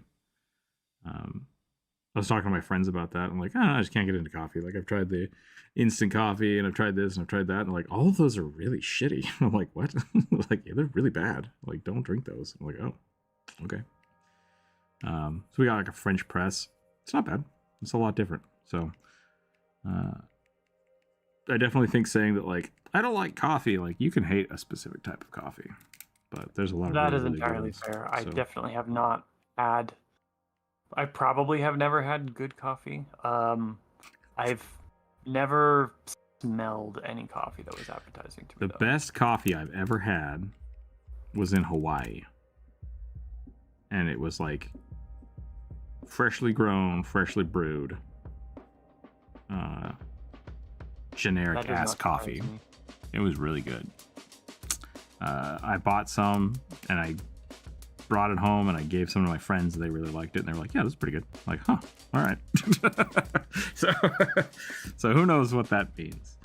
But definitely different kinds of coffee. There's also green coffee. I haven't had green coffee. Which is just unroasted coffee. Oh, gross. So I it thought that tastes was, like cherry pits. Yeah, I thought that was kind of dangerous. Is that not dangerous? No. Interesting. Thought you had to roast out something. Coffee is universally safe. Well, for people, I mean, if you drink too much of it, then it's not good for you. look, caffeine is a pesticide. Also, what should I use detect thought for? Oliver, I mean, detect thought is just a good way to like augment a role if you're dealing with somebody. Like, is this person giving me the best deal they can give me? Is this person giving... The thing with detect thought is basically you don't get to ask a question to determine it. It's a, I have a question, I want to see what they're thinking. Like, I want to see if they're telling the truth. But it's up to your DM to kind of decide how that is resolved. So basically, yeah, whenever you want more information about someone who's not giving it to you, whether that's in a friendly manner, like, oh, is this person really giving me the best deal? Or is it in a negative manner where like, ooh, I hope this guy isn't going to attack me. Like, right. Like, those are both great times to use Detect Thought. Black Pearl Pepper 8 was around 30,000 Scoville. Blah, too hot. Spicy is the biggest failure in history on the planet part. We evolved to have capsaicin to be painful to eat, and now we want to eat it for fun. The ultimate backfire. Yeah, I mean, I don't think it was directly specified for us. No, it's well. And with like that, for birds. yeah, essentially. No, it's meant to selectively filter out mammals, because birds' digestive tracts are far better for causing the germination of some seeds. Yep. So like, yeah. A lot of mammals, like carnivorous creatures, essentially don't have the allergen, which is funny. Like cats can't sense spice. They don't have the allergic reaction to it. So I think you're right. There is the failure, but for the other part of it, a lot of those spicy peppers are human cultivated. Like the Scoville, natural Scoville limit is not in the 10,000s. Period. Yep. So and for wild peppers, it functions. Yeah. Like the fruits perform their function. They attract birds and repel things like squirrels. Yep. So evolutionary wise, it worked. But humanity likes screwing with stuff. Yep. So really, I think the failure is in our brain of liking things that hurt us. So that's neither here nor there, though. Yeah. Humans are weird like that, yeah. I know with some things, like the really spiciness also helps with preservation. Ooh, I would challenge that. I don't know if that's true. Do you mean like on the vine, or do you mean... No, I am meaning when, like, so for instance, in Indonesia, there's a type of curry. Mm-hmm. It's not even meant to be like a curry. We just started eating it because we liked it. But it was basically beef fried in a curry paste to the point where it preserves the beef. Okay, so... It is, the spiciness basically kind of keeps out a lot of that bad bacteria. I would double check that, because I would bet, and this is complete speculation, so what you're saying could be the truth. I would bet it's because there's a citric acid component, like an acidity level, versus the capsaicin amount. Because I think capsaicin can actually can break down, which is why like you need to dry your peppers. Oh, maybe not. This was the paste is made. I mean, there's always in a lot of like Southeast Asian cooking, there's always a bit of lime, but it's just like a squeeze of lime. I don't think that is enough to preserve. No, a I'm whole saying bunch of beef. I'm betting the peppers themselves might have a high enough acidity content. Oh, So I would, yes, they're using peppers to preserve. I would bet it's the acidity, not the spice. Like the acidity of it and the heat level of it are two different things. So it's just kind of coincidental that it also makes it spicy. Because if they're adding salt to it and they're adding like a spice to it, or sorry, salt and then the acid of it, that's enough to preserve something, regardless of how hot it is. mm-hmm. And so that's where my contention comes from. So I wonder, Okay. I wonder if it's I was actually just the heat or if it's actually just that the pepper has a high acidity content. I would be interested in finding that out. I would agree. I don't think capsaicin is specifically preservative. I do think it's eaten a lot, or spicy things tend to be eaten a lot in warm spaces or in warm places because it helps mask the flavor of boiled meat products. But also, I do believe capsaicin can help drive out parasites. Interesting. Capsaicin has been widely used as a flavoring and preservative agent in food. Okay. I mean, yeah, if someone else can confirm that it does that, that's neat. I didn't know that. Even active compounds in packaging, films, and functional foods. Cool.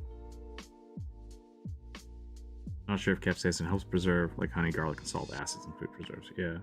Yeah, I guess garlic can also do that too. So maybe it is. Maybe it is just like a parasitic. That's cool. I didn't know that. I'm gonna look into that more. It's neat. Well, I think that's what you guys are talking. Maybe. Detect thought works as an interrogational tool, a way to vibe check a crowd, and a way to detect lies, so long as it's smarter than 3 int. Yeah, because you can always just insight check somebody, but if you have detect thoughts, it's just like, I'd like to insight this person, and I don't have to make the roll, or I get a huge bonus to the roll, right? I think that's a better way to look at it than just like, I want to read their mind for 5 minutes, because that's just it's silly. I mean, if you guys watch Critical Role, the way season 3, the way Imogen uses it is basically correct. Not that there's ever only one correct way to use a spell, but like that's Imogen basically has to detect thoughts as a class ability because she's basically a psychic sorcerer. Yes. She has aberrant mind sorcery. Yeah. But like that's how she uses it. She uses it all the time to gather information.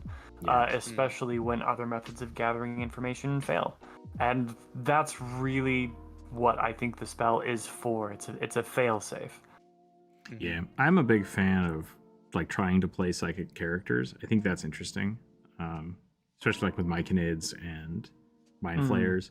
It's tough because your DM has to basically can't hide anything from you. And for the most part, if you're playing in a campaign that way, a lot of low-level things you talk to should just like basically the DM should be yelling out what they think in rudimentary forms, right? It's going to be kind of like a crowd of people talking all the time, but that's fine. And I think people would also know that. So like a higher level big bad evil guy might know that, oh, this guy can read my thoughts. I either need to protect against that or be very careful about what I'm thinking. So yeah, there's a lot of fun ways to go around that. It is like Imogen can get like surface thoughts, just like general kind of vibe from people. If she actually wants to like go like know what they're thinking, they had to make a roll. I like that like too. A wisdom saving throw. And if they fail, they immediately know something, try to like kind of wheedle their way into their head. Get out of my mind. I like that. I also like how like they've specifically worked into the mechanics that it is overwhelming for Imogen to be around too many people, like more than a handful of people, and her like it. I believe it causes her actual psychic damage if she fails her saving throw. That's right? cool. I like that. Yeah. Right. Yeah. So like I'm a big fan of things like that where, especially for class abilities, I don't think you need it for spells, but for class abilities where it's like we can make this like more powerful for theming, but it's got to come with a detriment as well. So like where you get to balance out power with detriments is where I think you can have a lot of fun. I agree with that too. I like that. Victor, yeah, I hope this is what you wanted. Big beefy boy, little tiny arms. I'm not sure how else to make him beefier. I could make him like muscle, but I want him to be. There's so many people walking their dogs today. Keeps freaking me out. Is it a particularly nice day? It is a nice day outside. That's why I have the door open, and there's just people just like walking by my house all the time. So, yeah. Don't look at me. It is cold and stormy here. Bummer. It is unseasonably cold. I was telling Corvus before stream started, we actually had snow last night. Wow. Yeah. I want to say on Thursday or Friday? Maybe it was Sunday. It was like rained and it was cold. And I was like, shoot. So I started a fire. And then the next day it was like 85, 90 degrees. I was like, dang, what the hell happened? So. I'd like that. It's about 60 right now, which for Southwest United States desert this time of year is pretty much unheard of. It should be in the 80s right now. Maybe 90s. 2 int, and my DM made it that he was too stupid to speak. Yeah, I think you need an int of 3 or 4 to speak. Fair ruling. There was one spell that dropped the targets to 2 or 1 int, which listens them to only being able to discern friendlies or foe. Yep, that's the way to do it. I wish there was a thing in 5e raw. It would be nice to have a stronger racial trait for damn fear and shifters. The psychic thing? Should vampires and shifters be psychic?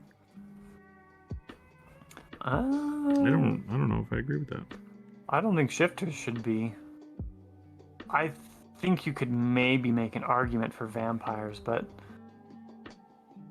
I'm not 100% sure I'd allow that either. Yeah, June in England, finally warming up. That's good to hear.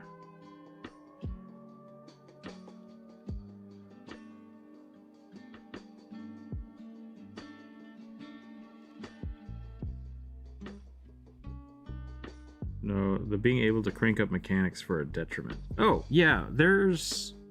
Oh, yeah, maybe they don't have that in 5e. I thought they did have... Isn't it flaws for feats as an optional rule? But maybe that is just Pathfinder again. Yeah, I think that's just Pathfinder. I've never seen that in 5e. Okay. Not that I've looked for it. I mean, I've let people do it, because I think that's great, but... Yeah. You know me, I'm a Paizo simp, so... I will never play 5e if I can play any edition of Pathfinder instead. Tin Can, hello. I'd also accept a 3.5 game, and I love the Powered by the Apocalypse systems.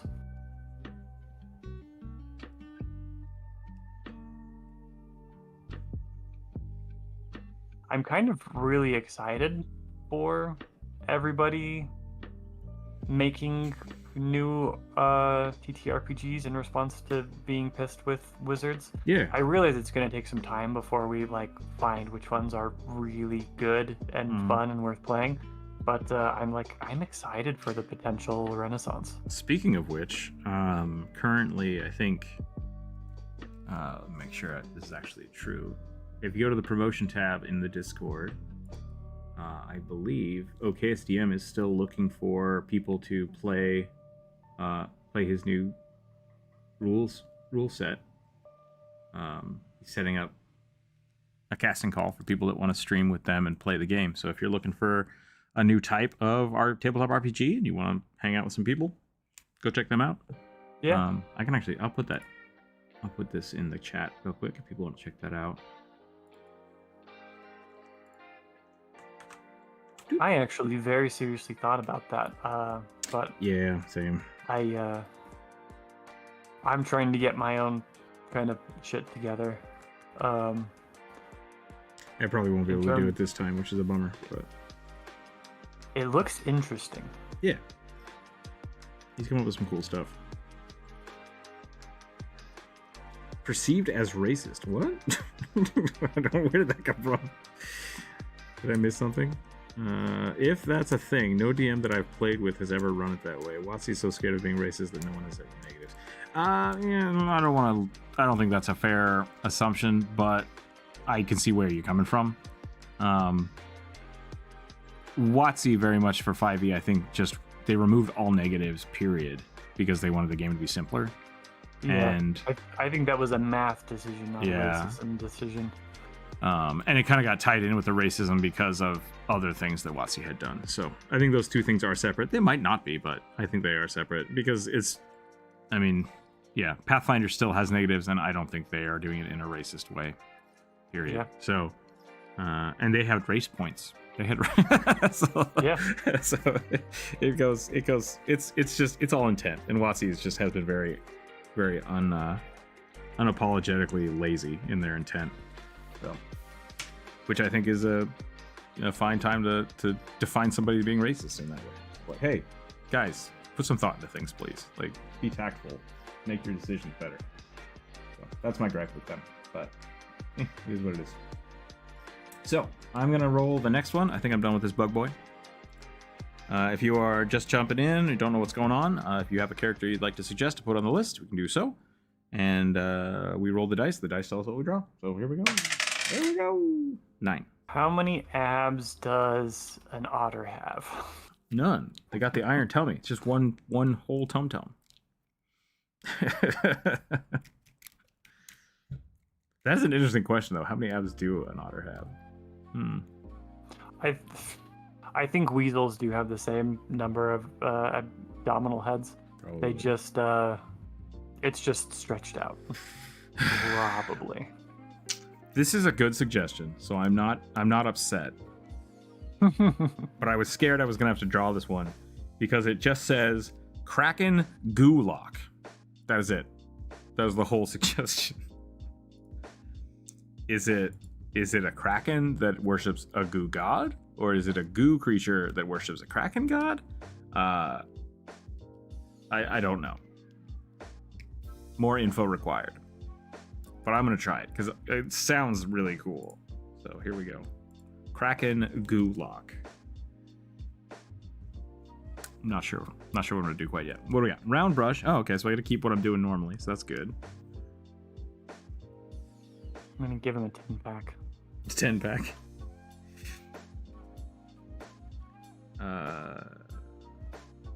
What is it? 7 Deadly Sins? Is that the anime?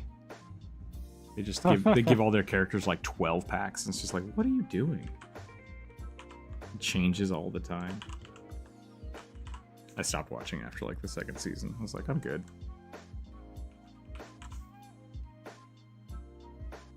Tone it down a little bit.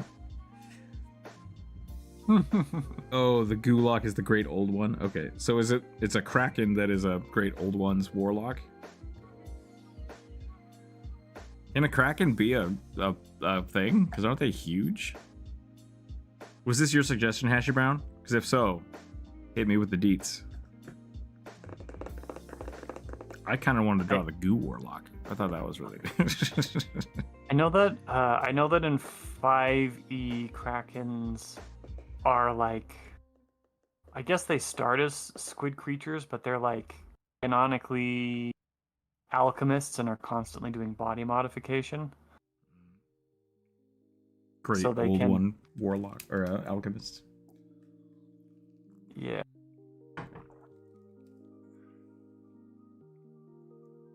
Release the Kraken. Because I believe canonically the males are constantly trying to avoid the extremely violent and life-threatening mating ritual.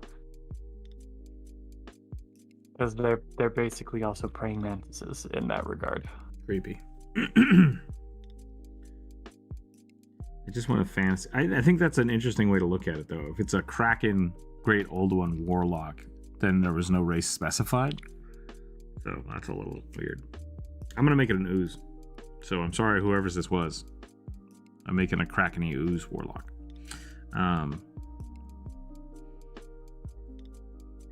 He's a young Kraken, okay, by Kraken standards. So he's just big, not huge, and romantically interested in Eldritch horror. Oh no, Ashley Brown, what have you done to me? I need pictures. Send me pictures of Krakens. Don't bring your kinks to D&D. Yep. Just want fantasy RPGs. If I want politics, I'll watch cable news. That's how I feel. If I want politics, I will not watch cable news. Because then all I get is opinion about politics, not actual politics. Worship and or is empowered by Eldritch Horrors.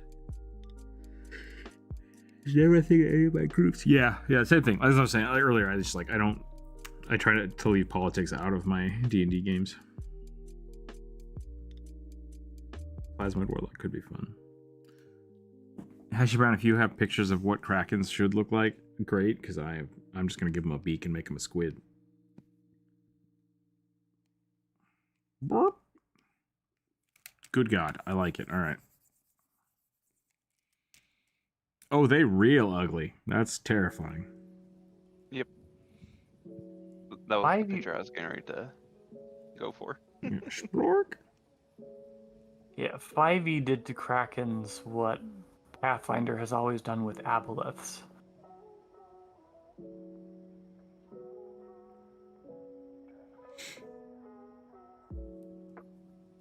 And that they're basically eldritch horrors in their own right.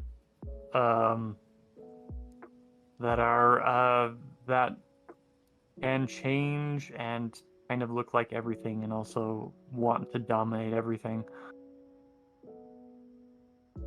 Would a Kraken wear armor? Or would you just augment? I would just augment their natural armor, I think. Yeah, I think their propensity would be to augment the natural armor. But they could wear armor. From crabs. He's got a big crab on his head. Hell yeah, wearing armor made out of shipwrecker crab carapace. Well, what's the guy from Moana? The shiny crab guy? That was the worst song in that show. Which is sad, because never seen it, so I don't know. I like it. Moana's a good one. I also haven't seen it yet. From what I've seen of the crab you're talking about, he has always given me vibes of the Louisiana crocodile from All Dogs Go to Heaven. I don't know if I've seen All Dogs Go to Heaven. I know of it, but I don't think I've ever actually watched the whole thing. It was a staple of my childhood. Most of my childhood staples were traumatic. My current character is a male halfling Oath of the Ancients paladin. He dresses in travelers? I don't know what traveler is. Clothes covered in a chain shirt. Uses a rapier and shield with a Sheila Perlo's emblem. And a blossom oak. Nice. I'm gonna play a pygmy kraken and a fish tank. Gotcha. Okay. His name. I didn't know Cthulhu had any children. Yeah, I thought Cthulhu was just sleeping until the world end. Yeah. Or until it was time for the world to end, in which point he would wake up and, I don't know, drown everything? Psychic to my mind. Yeah. He's just really annoying. A little bit. He's really annoying. If you live forever and know everything that happens, conquering and enslaving might be a fun pastime. Or kind of boring. The only Gulak I played had an Elder God of Hunger as a patron. That's a good one. Focused on the Hadar spells and invocations, which I think that's kind of the way I've done it too. Mountain Dwarf with full plate mail and a battle axe. Nice. Cthulhu is a player. He's got a bunch of kids.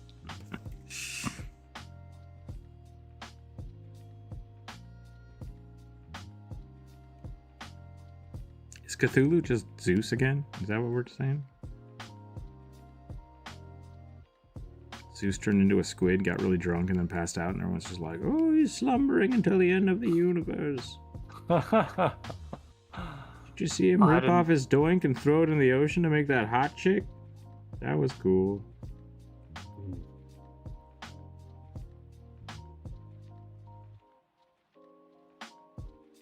There are...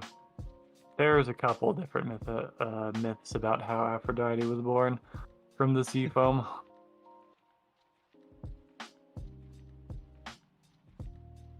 And they're all weird. Yeah.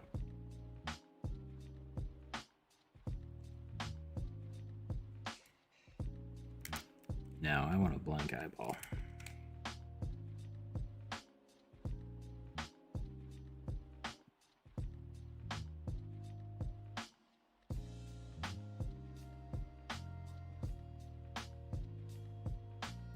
So, it seems to me that a warlock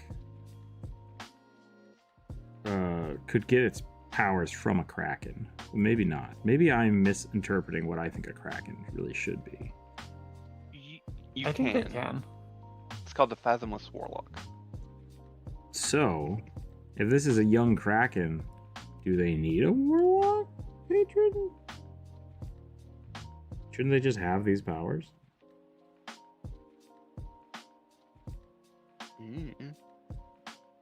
Oh no.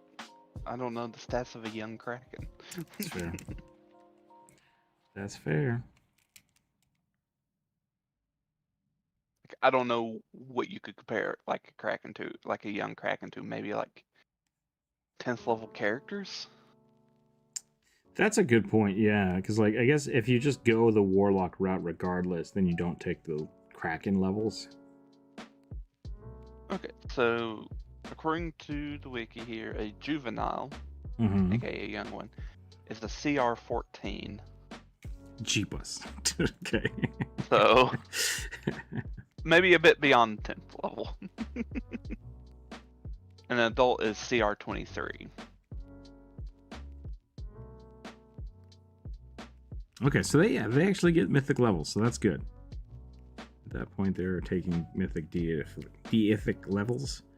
So starting lower level and taking some warlock stuff, it would make sense if you don't have access to your kraken powers yet. So I think that's fine. Apparently they go under some pretty crazy metamorphosis because this is a juvenile kraken. Oh my god, that's adorable. I know. I want to change my drawing now. I told you, they're constantly doing body modification. Yeah. I wasn't just pulling that out of my ass. Yeah, but like that's different. Body mods Yeah, like, well, maybe that's I'll like play radically different from. Yeah. I'm gonna change species. Yep, so they're Pokemon. They are Pokemon. Krakens are Pokemon. Confirmed. If you get that far into your infinite lifespan, would you affect playing The Sims but with real people? I guess so. If you're that detached, yeah, why not? That's kind of how, once again, the Greek pantheon was, right? Zeus is just like, hey, let's throw these guys at that and see what happens. Yep. Which is why, like, enslavement seems pointless to me. Like, yeah, there's the level of like, there's cruelty, and then there's detachment. Yeah. And that's why something I really like about looking at like liches is liches should come to power and gain like huge realms of power, right? Like they take over a good chunk of the world and then they just kind of wither because they get bored. Yep. Like their kingdoms fall apart. Yep. And Yeah. it's just like, I did everything, now I'm bored because I don't actually have godlike powers. It still exist. Which is why I like seeing like liches just found in old temples because they're just like, I don't know, I'll just take a couple centuries off, I guess. Bored. Yep. What are you? How dare you enter my tomb and intrude upon my solitude? It's like Do you have any 100. idea how much I don't want to go back out there? Yeah. Kraken is strong enough to impart power, so Kraken being a warlock of itself could work. Yeah. So it's so self-absorbed. Serves itself. Ashy Brown, I'm going to do something. I'm going to copy this layer. And then I'm going to start over. Just in case what I do is not good.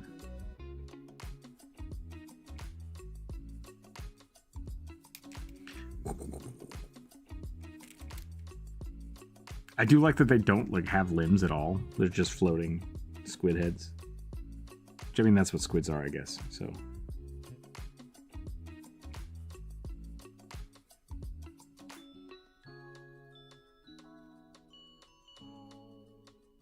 I do like the idea of like the cloistered cleric for Pathfinder, where it's just like you're not good with weapons. It's not your jam. Kind of how the Oracle was. Like, I really think that should be a thing for the Warlock as well. It's like if they're cantrip based casters, like just don't have weapons. Like don't bring a sword. Like I'm only here to sling lightning bolts and cause havoc. Called Pact of the Tome. Does that work? I mean, okay, cool. Yeah, that is a official thing that no one ever takes. Yeah. Because they want the image of caster and sword. Because everyone wants to try to make the Gish work. Yeah. That's why 5e needs a Magus. Yeah. Which I do think the Eldritch, whatever crap. Eldritch Knight. Eldritch Knight is a good concept for that, and it kind of falls short. So having its own class might help. But the Warlock isn't the other alternative, I think, for the Magus. Because Maguses are supposed to be cantrip casters with a sword, which I like. I'm not sure I've ever really loved the idea of a cantrip only caster. I prefer the more squiddly Krakens personally. Cool. Okay, we're getting rid of the elbows then. Yeah, I mean, it's a different mentality, and I think people like it because that's why they like the psychic thing too. It's just like I just want to do magic all the time, nonstop. It's like, yeah, that sounds fun, and I'm totally on board for that. But yeah, it's definitely something that needs to be played with a little more. I think the Warlock was a good attempt, but they didn't balance it right, and yeah, it's got its issues. Wow. I also don't think that the second edition Pathfinder Magus does much better. I'm gonna have to look at it. I haven't looked at it yet, and I really should. I think, like, it seems interesting. It's got a lot of damage output. I'm really liking Dagon's character that he's playing. Lilia in our I have a campaign. really hard time trying to figure out what Lilia's doing. Just vibing. Lilia is just existing. Okay. They were dead, now they're not. They don't know who or how or why. They don't know who they were before. Let me rephrase that. I don't know what role Dagon is trying to fill. I don't think he's trying to fill a role. I think that Dagon explain it then. Yeah, Dagon is, I think, just building characters that he is interested in. Yeah, no shade. Like, it's fine. I constantly think, like, I'm bringing Lilia. It's like, is that a tank? Do I need to bring a healer? What am I doing here? Yes. Lilia is a tank. Okay. Tank and DPS. Yeah. And healer. Tank DPS. DPS.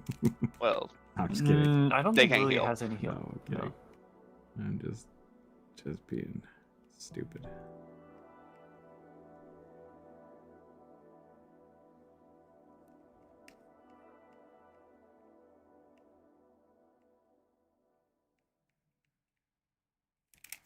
I'm kind of having that problem with Oker's a pretty good tank. I just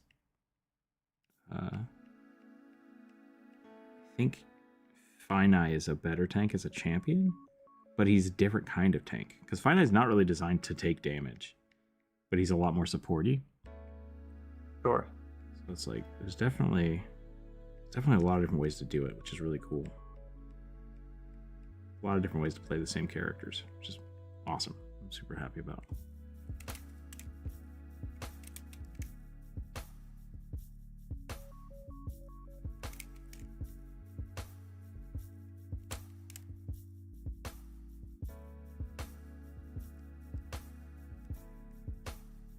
I have not made this person a warlock. I don't know how to make them a warlock. I've essentially just drawn a Kraken. I'm not sure what to do about it. Yeah. Give them magic runes on their tentacles. I'm done. Do that.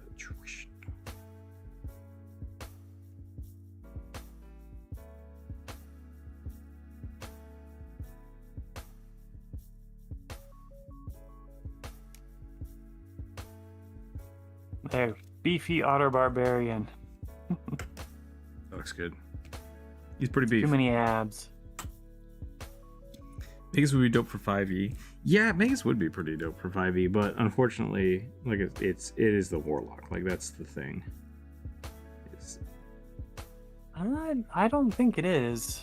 I see them as pretty fundamentally different.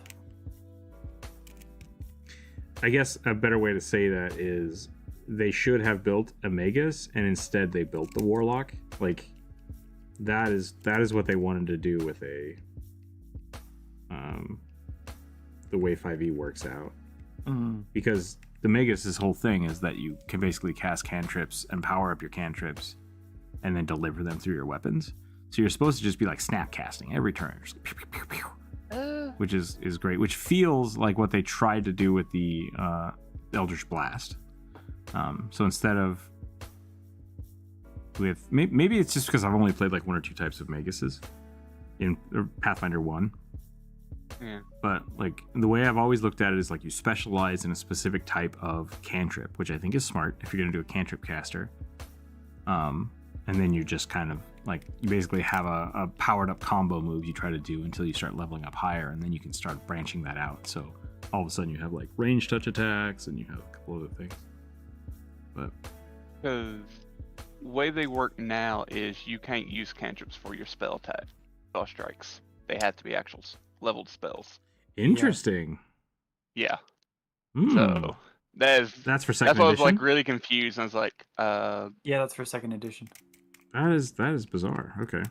But first edition didn't really have any good combat cantrip options. So Yeah, it was essentially just like you would put chill touch in your sword.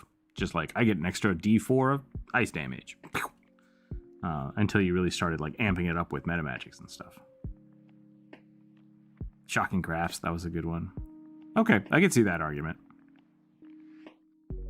yeah, see, like I've never played a Magus in first edition, but I played a lot of games with a bunch of magi, and like nobody I played with ever used cantrips. Interesting. Because they didn't feel like it was worth it. If they were gonna buff their attacks, they wanted to use bigger spells. I think Shocking Grasp was usually the That's like the exception. go-to, yeah. Yeah, that was the go-to. because now without taking certain feats, Magus has to use a actual leveled spell that has a attack roll with it, not a saving throw. Huh. Do they still deliver it through their weapon and then get the weapon Yes. damage? Yeah. Interesting. I'll have to Also, look at when that. they make that spell strike, they obviously use the spell slot. They also have to attack at the second multi-attack penalty. And there's one other like game tax they have to pay, I think. Yeah, maybe it's worth doing a deep dive on Maguses. Because yeah, maybe I've just been playing them weird from first edition. Maybe. I'm not saying it's It's I'm worth not looking saying into. what you're describing is wrong. I think that's a pretty cool way to do it. It's just there are ways to get bigger bang for your buck in first edition with the Magus. And like one of the things fundamentally that I find different from a Magus and a Warlock is that a Magus was a 3/4 caster, right? Like they got up to 6 level spells. Correct. And they had a lot more spell slots. Whereas the Warlock really does feel like just a cantrip caster to me. Yeah. That, like they feel like a martial with cantrips. Yep, I agree with that. Yeah. So, and I always felt like the Magus was a lot more than that. had a lot more options, especially for imbuing. Because the first edition, the Magus didn't just imbue weapons, their weapon attacks with magic. I believe they also got stuff for armor. Yeah, they had a lot of combat casting. It's like, so enlarged person, haste, that kind of stuff was kind of the go-to, so that you could attack more and have more fun with it. And the higher level they were at, the more they could, or the heavier the armor they could wear. So with level, they basically became tankier and tankier. Yep. Let me catch up on chat here real quick. Yeah, I need to roll as well. Abolus is the worst. Warlock should be a caster that maxes out their starter weapon, i.e. pick a cantrip and modify the hell out of it. Yeah, which is that's how I've always looked at Maguses, but maybe that's not the way I should look at them. I like the Lich. Neverwinter Online, you find a phylactery, but wants to be left alone. Phylactery one's gonna sealed away. Yeah, I think that's a good way to do it too. Kind of works the same way in Diablo's universe. That's kind of what, if you get too powerful, people come after you and they lock you down. I'm going to use more Mind Flayer tentacle attacks and less focus on spells. That could be fun too. And Illithid Hulk, you do that. How do you handle eating the brains thing? Oh, Oliver, how's it? Yeah. I'd like to... That might have been directed directly at Oliver. So regardless, as an instant kill, don't roll damage, they just die. Yeah, so that's how I would do it as well, but like there's a lot of stipulations to it. Essentially, you have to coup de grace them. So they have to be restrained or helpless. They essentially have to be helpless, and then you can just one-shot them. It doesn't matter. They must succeed 3 consecutive strength checks. If you attack during the process, you have a disadvantage. Yeah, so you can grab, restrain, and essentially tie them up, and then coup de grace them. That's usually how the rules work. So I think three consecutive checks for that is a pretty good way to do it. Still need to eat 1 sentient brain a week or you start wasting away. Oh, that's what you're asking. How do you deal with the eating brain things? Yeah, that's an interesting concept for I forgot about that. 5 per week? Oh no. Alright, roll them dice. 2. 2. Oh, I lost my mouse. There it is. Red Wolf Longtooth Shifter. Red Wolf Longtooth Shifter Ranger. Longtooth is a subrace for shifters. So a red Longtooth Wolf Shifter Ranger. Wearing a cloak and has a gentle giant vibe. Wielding a tomahawk. That was a lot. One more time. A red tooth wolf. Shifter. Wolf Longtooth Shifter. Yeah. That is a ranger. Wearing a cloak. And has an axe. A tomahawk. Yeah, tomahawk. Red wolf like maned wolf? Maybe. It did just say red. Wolves. Red wolves are kind of like timber wolves. I think they're North American native. They're just ginger wolves. Yeah. They're timber wolves that have got some ginger fur. What is a Hadazee? The Frit Hadazee undead warlock. There's a lot. Those are the flying monkey people with the weird. They're flying squirrel people. Flying squirrel. The Frit. Okay. Yep. They're monkeys with like flying squirrel flaps. Dang it! All right. Might need pictures here. Today's been a strange monster creature day. Oh, the Spelljammer? Okay, Spelljammer monkey people. Yep. Gotcha. They're one of the new races. Fly, my pretties, fly, fly! Ah, ha, ha, ha. Into space! If that's not where Oz is, then I don't know where it is. Dorothy just got sucked into a tornado and shot into orbit. Yeah.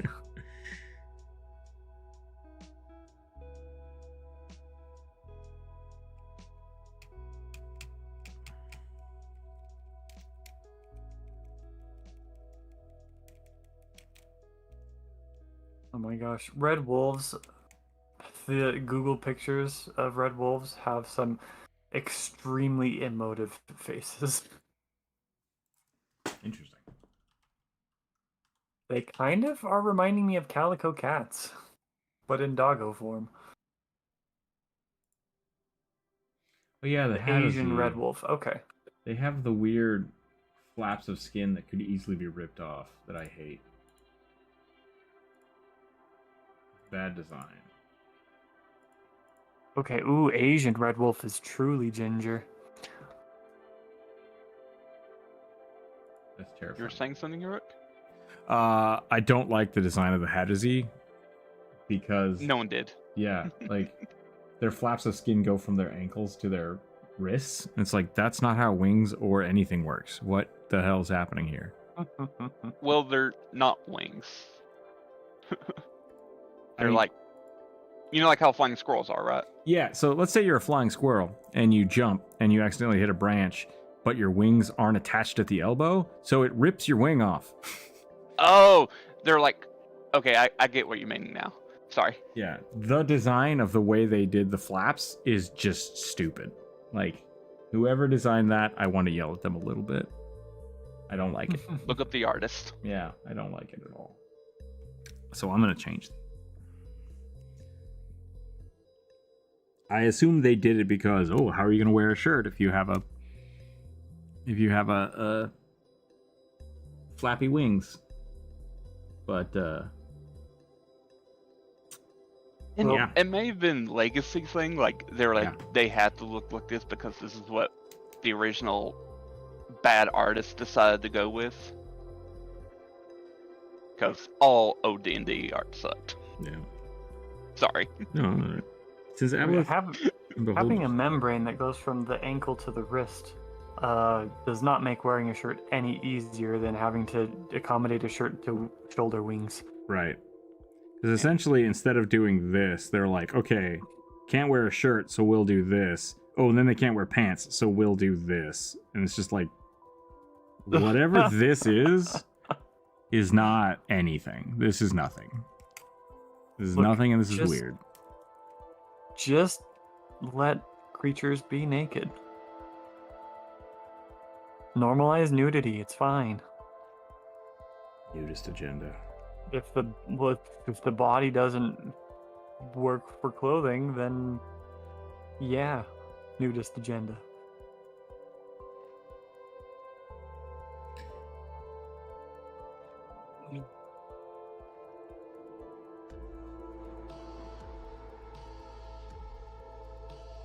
Because it looks more like. Oh, I forgot blue. We should be blue. Hold on a second.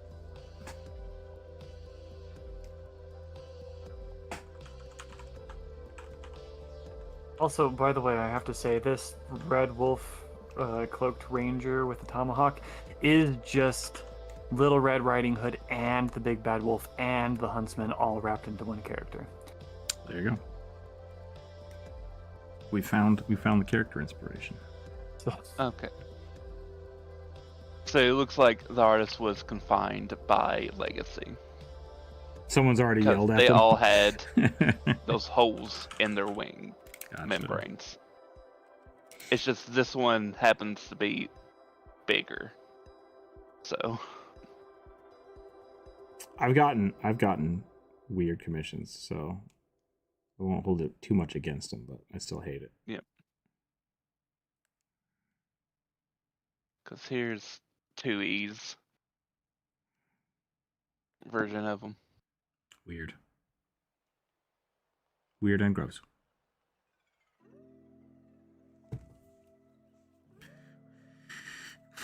I imagine a naked Illithid would be an unpleasant sight. Probably. I mean, they don't have sexual organs, so that's one bonus. Probably just look like weird, beefy Ken dolls. Not what everyone look like when they're naked. Everyone's Ken doll. Maybe you don't understand what I mean by Ken doll. I do. Okay. I am making a joke. I'm trying to be funny. All right.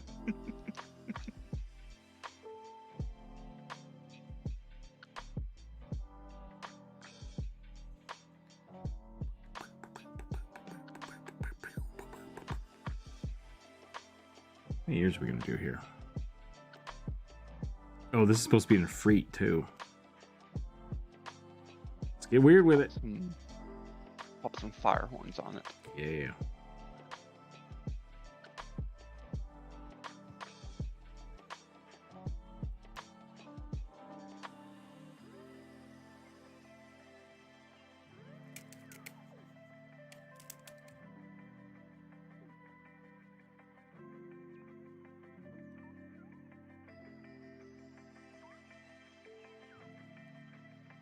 Do you think a Fritz should have burning eyes or black eyes?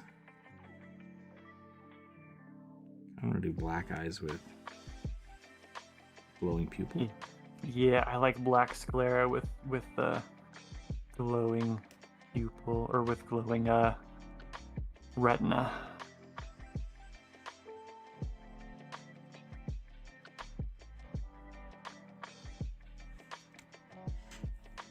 I played Hedgersy and Spelljammer and wore clothing made specifically for Hedgersy. It'd be silly to try to modify human clothing. Yeah, exactly. You just wear ponchos. Right? Lots of wraps. You're telling me if you had $200, you couldn't go on the internet and be like, I need someone to make a sweet set of armor for my flying squirrel, and someone would be like, oh, I can do that.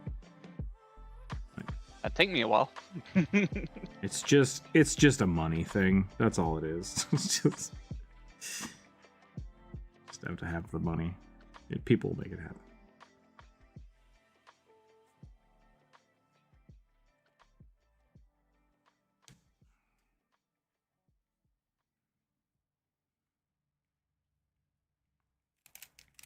I kind of want to give him a little bit pointier ears.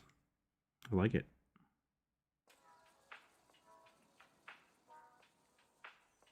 What time is it? Ooh, it's almost 2 o'clock. Hot damn. Did a lot of work today. I could probably just keep going.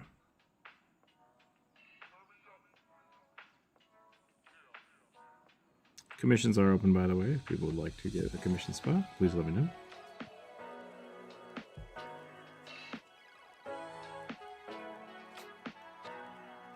It's a lack of financial motivation, yeah.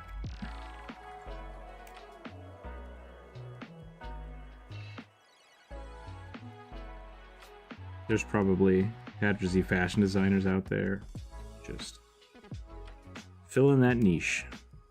I honestly doubt it because it was such a unpopular. Oh, sorry. I meant like in the universe. In universe. Oh yeah, totally. In universe, there's somebody that makes clothes for him. I thought you were meaning in real life. I was like.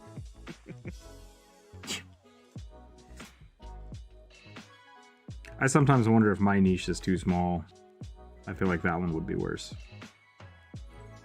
You need to expand. Yeah. I want to play Legend of Zelda with D&D. Blah, blah, blah, blah.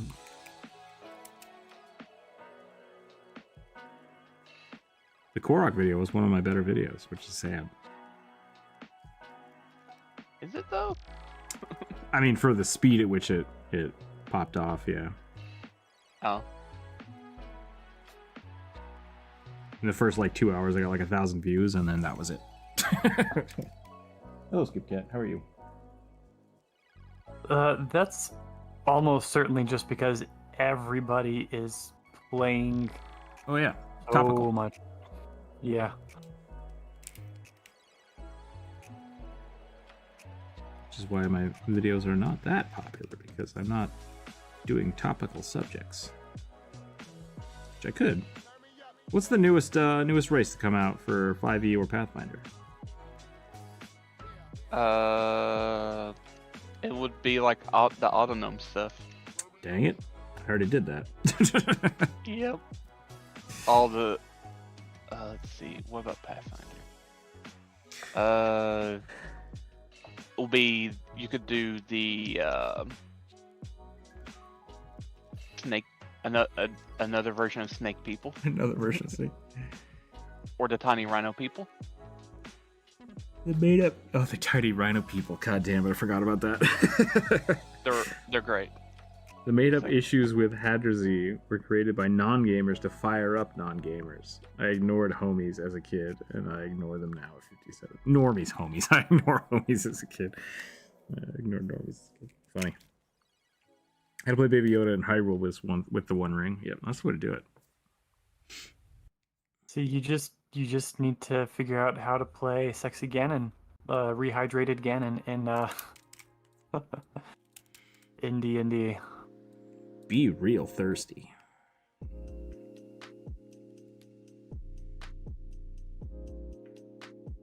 This is the internet. That is always step one.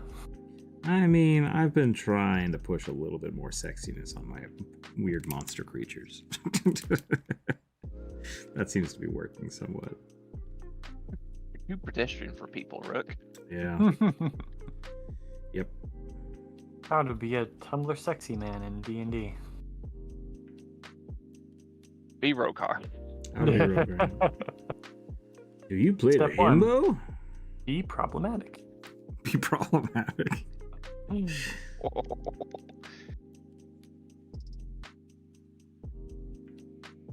I might just stick to a portrait and just ignore the wings. Check on my skin flaps. Please don't. Please don't. Stop what you're doing. I think the newest D&D race are the fairies and the heron gun. Okay. Yeah. And then for Pathfinder, I think the next one I'm gonna do is the Galoma video. I tried to draw a Galoma for like 4 hours one day, and it didn't work. So we'll try again. But I think that might be the next one. That's what I was planning on the next one being, and I got a little stuck on it. So I made a whole bunch of Koroks. that was my counter.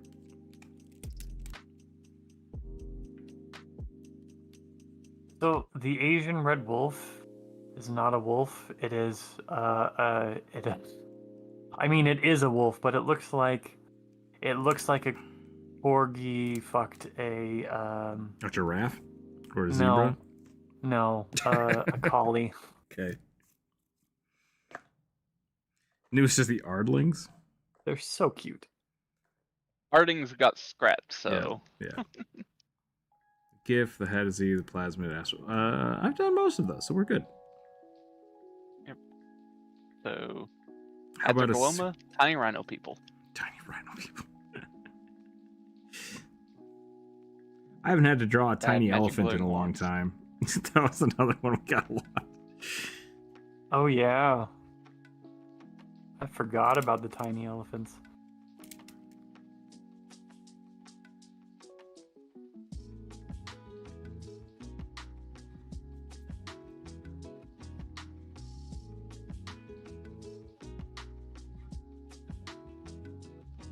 What's up with the tiny rhino people anyways? Do they know they're tiny? Yes. They're not that small. They're dwarf-sized. Well, they're small, so. They're slightly under dwarf-sized. X raised to the -2. X raised to the -2 is a linear function, I think.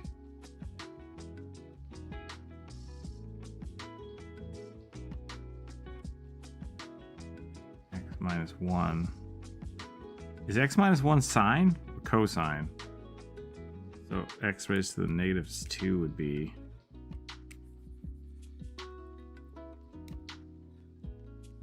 0, 1, be half.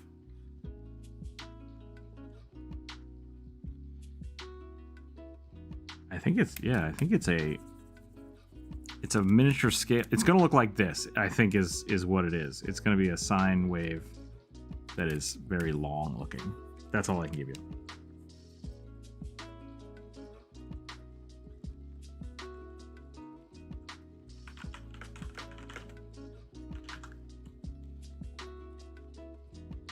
Oh, it's an asymptotic line. My bad. That is a cool word that you just said. That sounds made up. It do this. Asymptotes are things that go whoop, like come together but never actually touch. Oh. What the hell do I do with it? Yeah, I don't know. That's the problem. Is like, are you trying to solve for X? Or are you supposed to be inputting this in something? Because those are all linear functions. So they're functions for plotting a line. So, because really what that is what is X raised to the -2, which is this? What is it? Are you asking what X is, or are you asking for what this is? Because this is a line that looks like this, and the function of that is so that you can put anything in there, and when you put that in, you know where it is on that line. So, linear functions. It's a function of the line. So, that could be your answer. It's a linear function. But probably not what they're looking for. I don't know. Depends on what part of math you're looking at right now.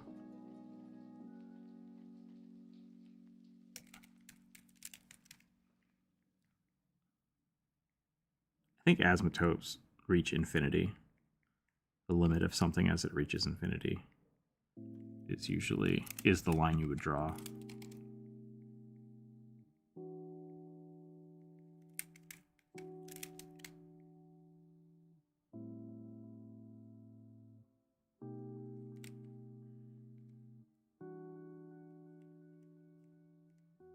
Quick math with Rook, yeah. You need to solve for X. Okay, well then, yeah, you're just going to take the square root and it's going to be... Oh, no, you need to find the derivative of it. Shoot. So it's going to be like the square root of 1 over X or some crap like that. I don't remember. And I have to sit down. Approaching infinity has a near of -4 on both sides usually engineers equations concerning values that increase at an increasing rate. Yeah.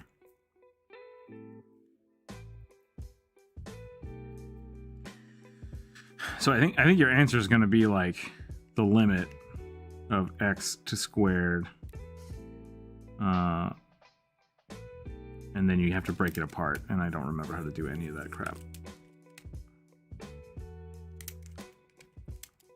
$20 an hour for math tutoring. That's the new thing. That's the new thing on the Rookzer0 channel.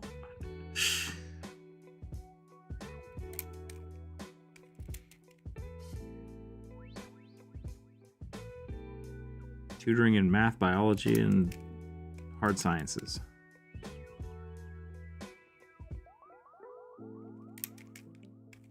Monkey noses are hard. Monkey noses are hard. They're too human and too not human all at the same time. They're like bigger, but flatter. Yeah, yeah.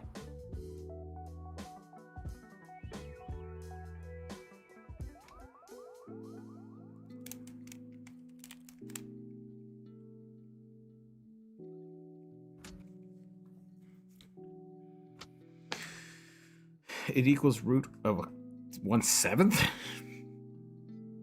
Oh, for the 49? Sure. Yeah, that makes sense. Yeah, if you don't have to simplify your square roots, then that's gonna be great. I don't remember how to take negatives out of square roots, though.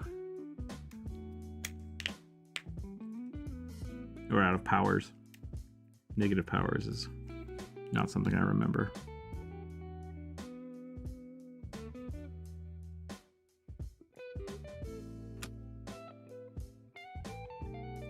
I think I'm gonna do one more, and then I'm probably gonna call it.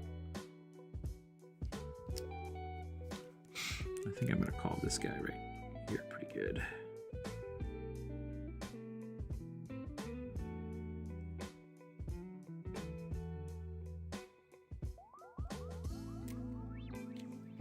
Do one more quick one.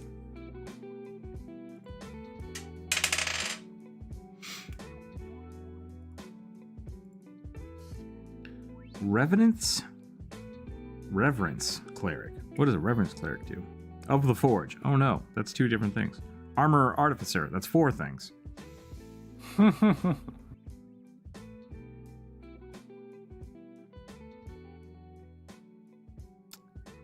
says reverence. Is that supposed to be a revenant? Maybe? A revenant cleric of the Forge? Maybe. With magic armor? I think that's probably what they meant. I think that's probably what they meant. So, like an eventual undead person. It's cold outside.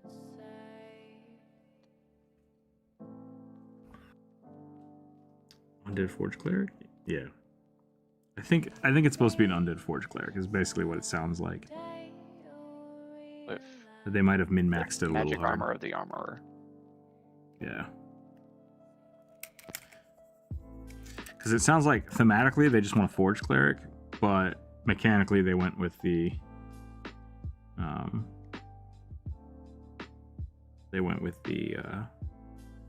Armor Artificer for some bonus stats. Yeah. Which This one. I would do. That seems interesting to me. It's a Forge Cleric with more steps. I mean, they're already a Forge Cleric, so...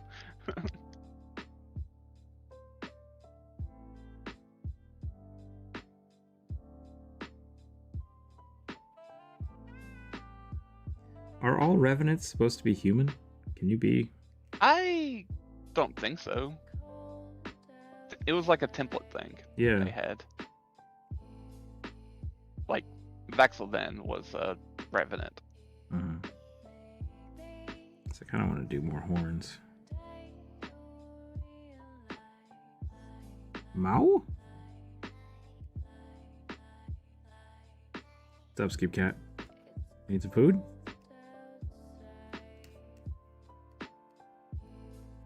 Okay. You just hear this?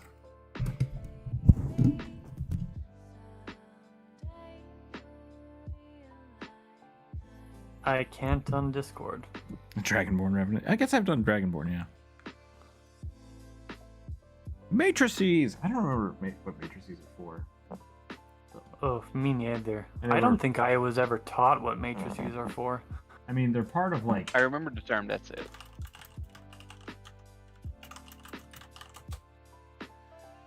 Two-dimensional sets of numbers and symbols different in rectangular shape. The verticals are horizontal lines, so the elements are arranged in rows and columns. Yep, I get that. Describing systems of linear or differential equations as represented in a linear application.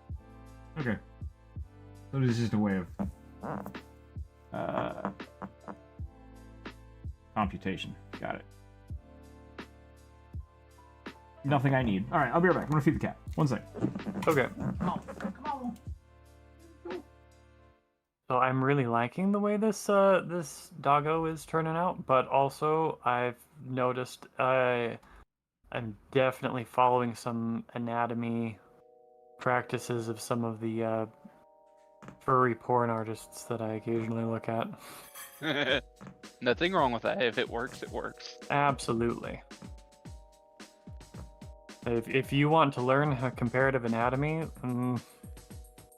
people who draw smut are probably a good in my experience, they're generally a good reference point because they've figured out a lot of interesting and believable ways to simplify forms and stuff. So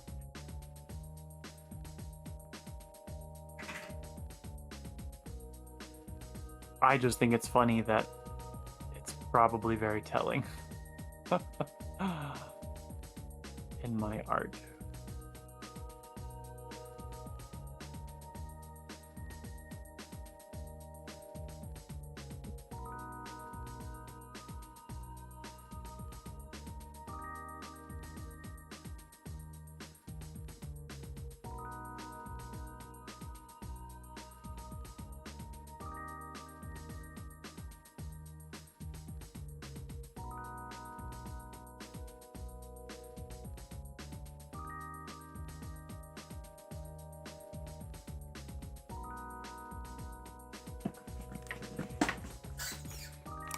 Okay.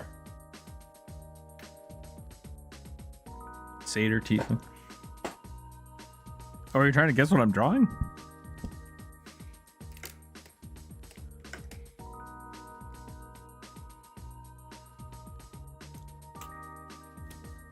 Looks like a character from Beastars. Are you guessing what Drew is drawing or what I'm drawing? How dare you? Beastars is nothing like this. Uh-oh, I think Druid finally gets the JoJo rage I have.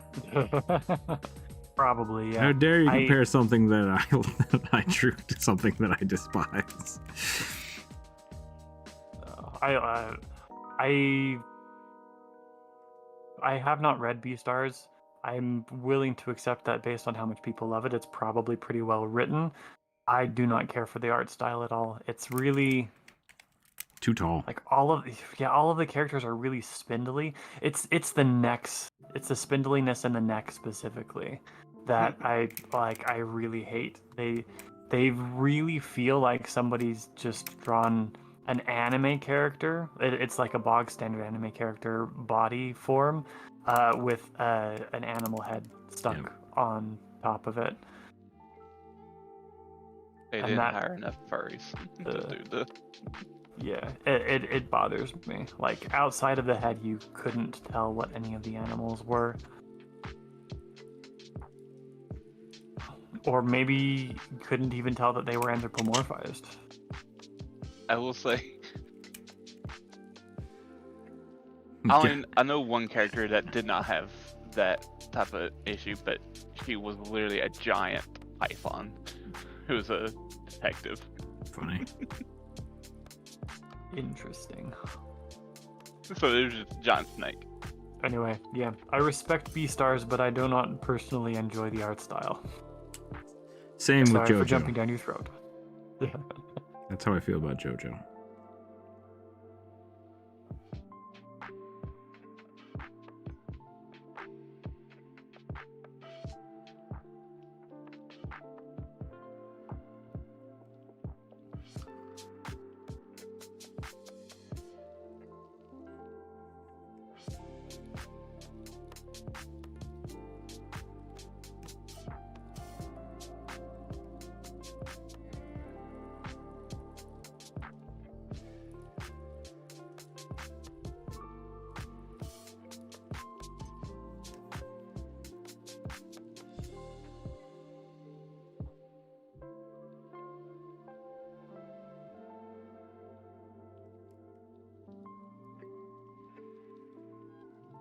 I don't draw enough helmets for... I always am hesitant to put a sallet or whatever it's called on people. JoJo looks like a badass trip to me. I never really watched it. Yeah. I don't respect JoJo.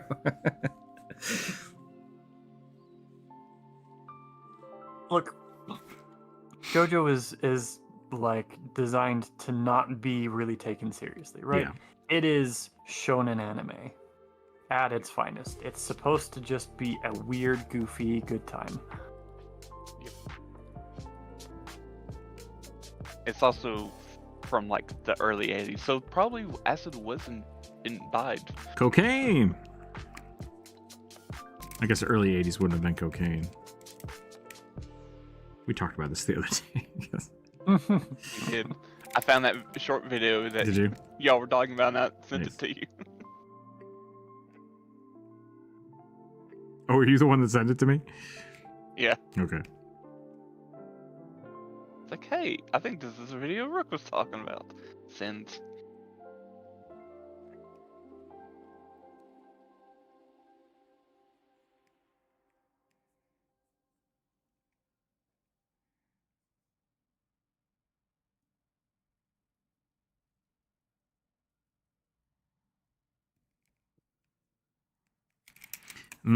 I'm struggling with this one. Like, I'm caught up on the idea of it being a revenant and a little bit about the armor. So maybe I need to make the armor a little more apparent. Maybe I will get my helmet.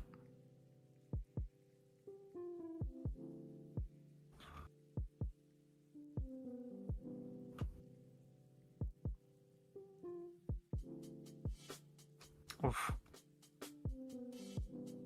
Nope, I hate it. I'm gonna start over. What's up, Skip Cat? You got lunch, but now you want tuna fish?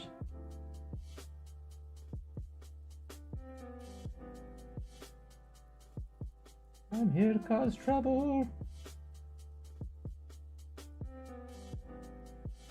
Dirty. That's better. I had the legs too short.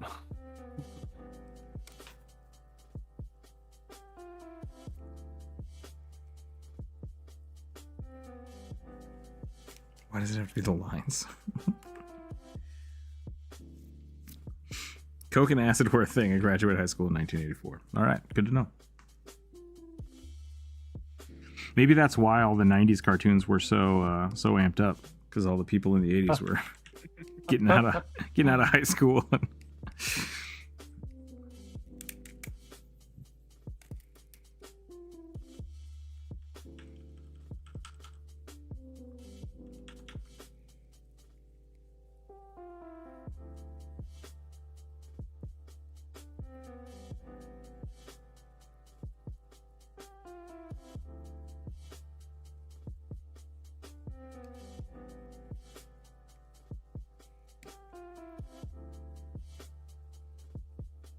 Speed was big in my high school.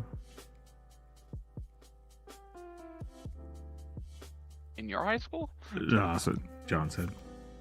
Oh. My school was all about marijuana. Like, Same. people were selling it. People were coming from other high schools to my high school to buy pot. Like, that's how that worked. Wow. Yeah. My high school, yeah, it was marijuana, and it was No one in my school could afford the designer drugs. Antidepressants. Yeah. I like I said, mine was a little bit preppy, so antidepressants got passed around. If you wanted cocaine, I was expecting Adderall. Actually, that's funny. Yeah, I'm actually too old for Adderall to have been a designer drug. Which is funny.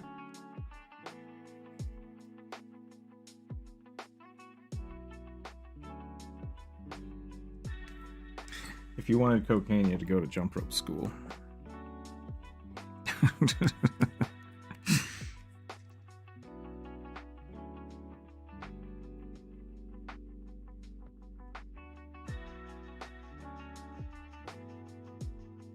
She went to the nice school. Which, by like school standards, it wasn't that nice. It was just the nicer school. Of the 3 available in your county? Correct. Y'all have 3 high schools? Yeah. There was the farm school, the farm kid school. There was mine, which was the poor kid school, and then there was the rich kid school. Technically in the next town over, but like those were the options. Yeah, mine was the poor kid school, the rich kid school, and the really rich kid private school. Yeah, we didn't have one of those. I think we might have gotten one of those when I was like a senior, so I didn't have a chance to like even think about it. But yeah, like 2 years after I graduated, an art-centered Montessori school opened really close to me. And I was like, well, fuck, I would have liked to go there. Yep. I had a kid in one of my science class.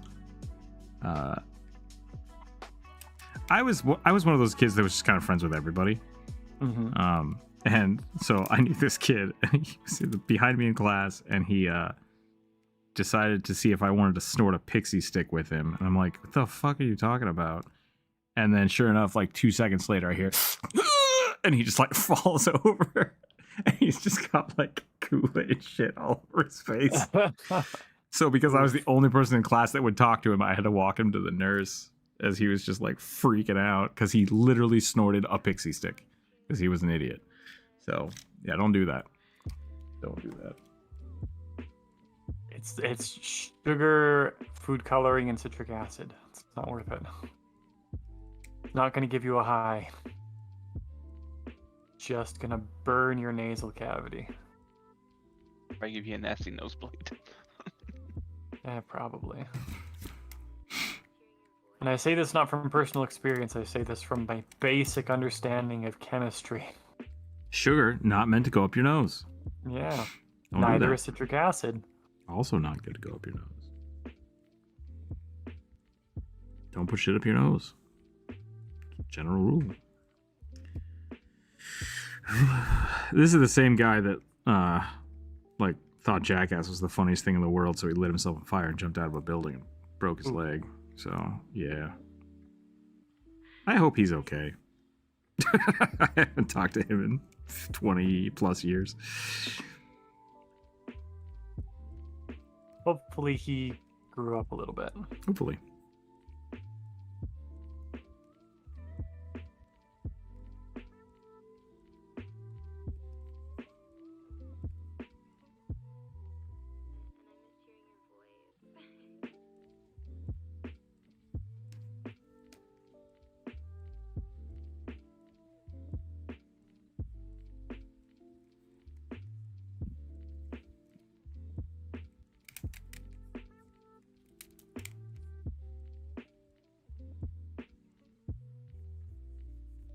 Tricked me to talk about high school again. Your call has been forwarded to an automated voice messaging system. Tell them, please record your message. When you finish recording, you may hang up. Not my fault this time. Nope.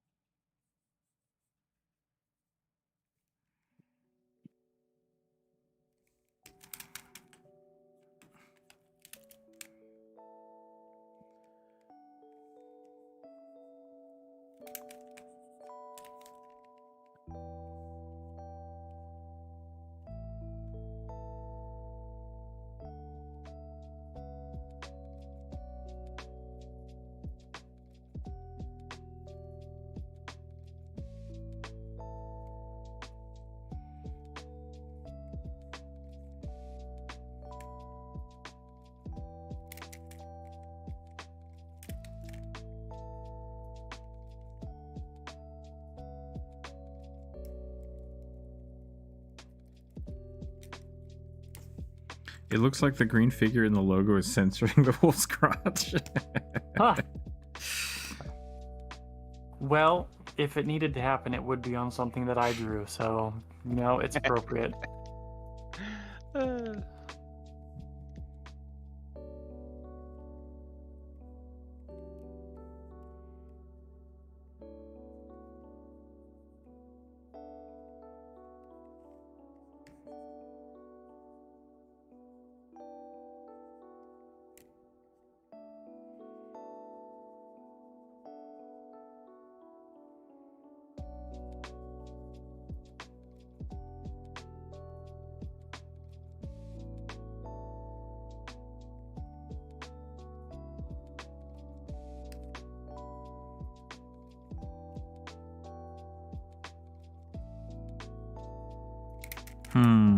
I'm gonna do like a... I guess they have a halo. I said they have an artificial halo made. Let's do something like that.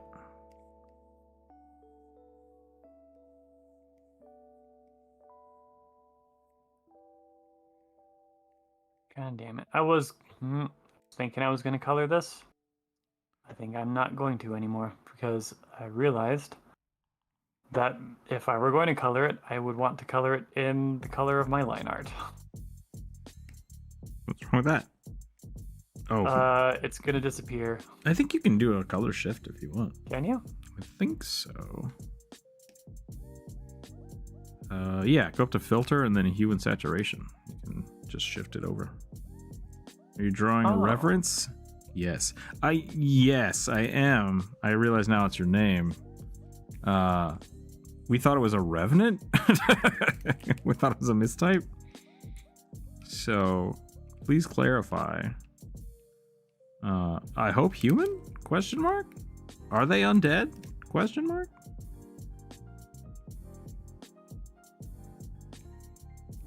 No ancestry was specified. Yeah, no ancestry was specified. Warforged. Oh, okay. Well, that's even better. Then I can go to town. It's also not much changing. Yeah.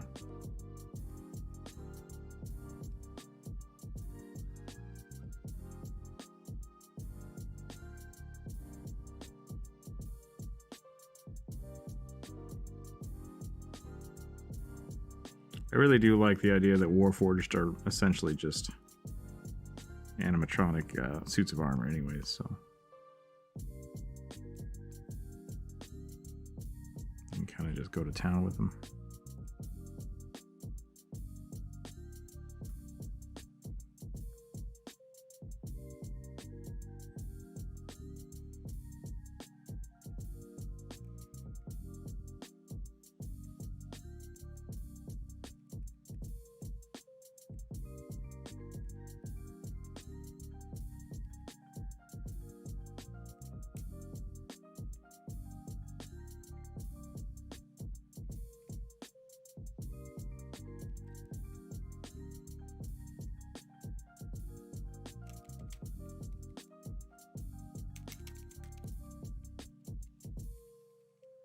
That's fine, Oliver. You can do it that way.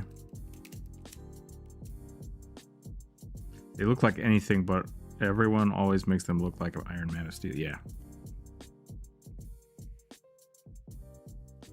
Yeah, I'm not a big fan of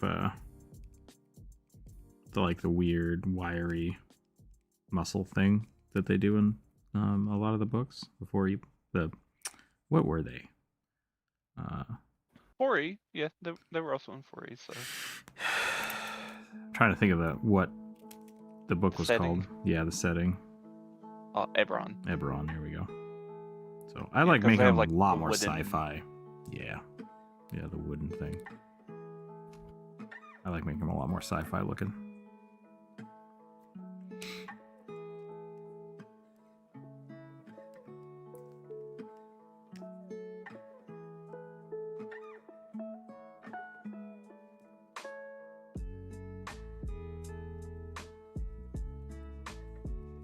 I'm gonna give him like a good breastplate here. He doesn't need collarbones. He's a robot.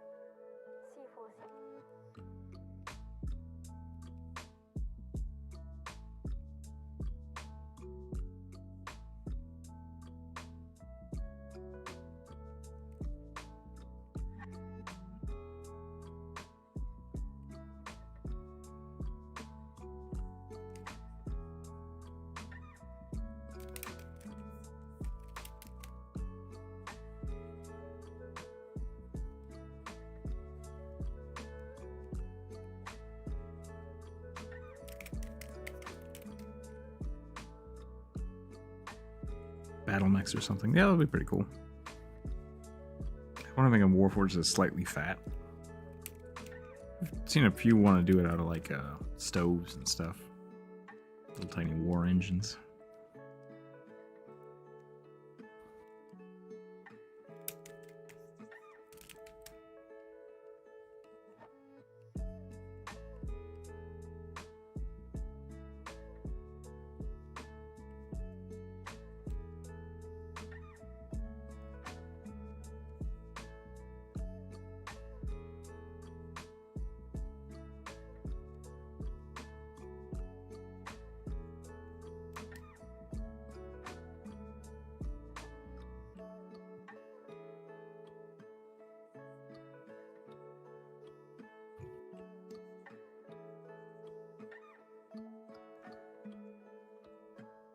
Give him extra arms, yeah. Any number of eyes. I usually go no eyes because I think that's more interesting, but yes. Tails, fat, skinny. I really do wish that the Warforged still had the functionality of like building the pieces out. They did that for constructs in 3.5. I really like that idea. Yeah, same. Crab Warforged, there you go, yeah. Just armor core it up. I want to... what are they called? The hover tank treads? Oh, that game is weird. Tank platforms. Quadrupeds. I'm doing pretty good today. How are you doing today, Reverence?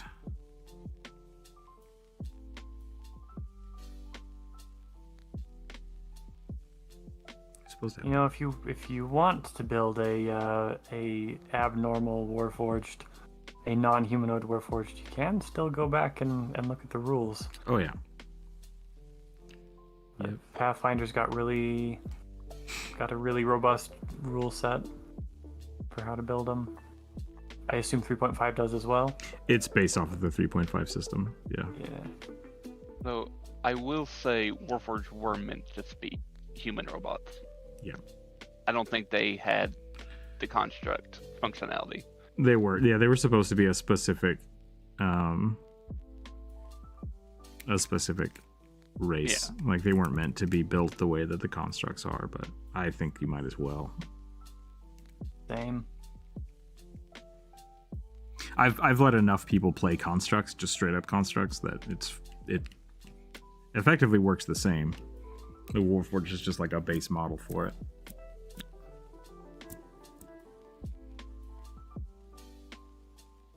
I just didn't want people to get the impression that they were like a fully customizable thing like that. No, so. no. You need to look at the construct, building a construct, and then you just play as it. I still go back and look at the rules for building custom monsters and constructs in Pathfinder all the time, even when I am running 5th edition, which admittedly is not often, but I still find it really useful and fun. And I wish that my players would play with it a little bit more as well.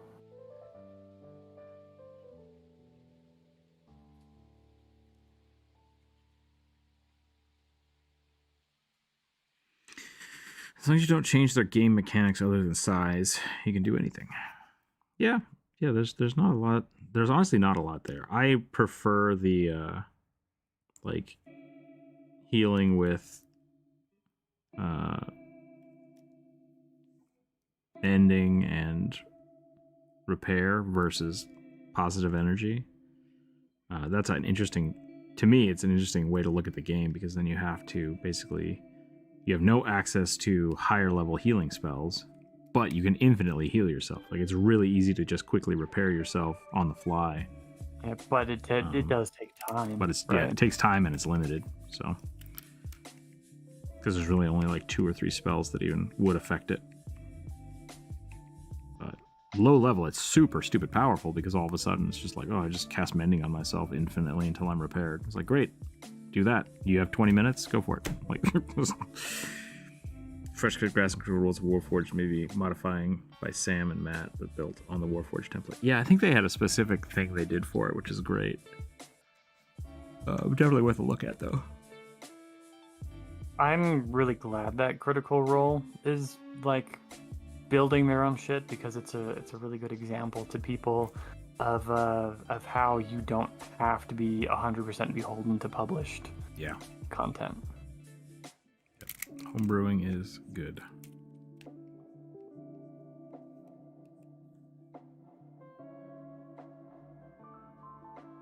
As long as you're not doing anything that's gonna like destroy game balance, which is pretty easy to avoid, it's good. You say that. There's a lot of, like, if you go look at homebrew content on like D&D Beyond or anything, there's a lot of people that just don't understand why things are balanced a certain way. And so it's like, this may work for your game, but like, hot damn, this is broken. So it's always good to take that stuff with a grain of salt, because you can definitely make something and then realize it's broken and need to fix it. And that's okay too. Like, that's totally fine. But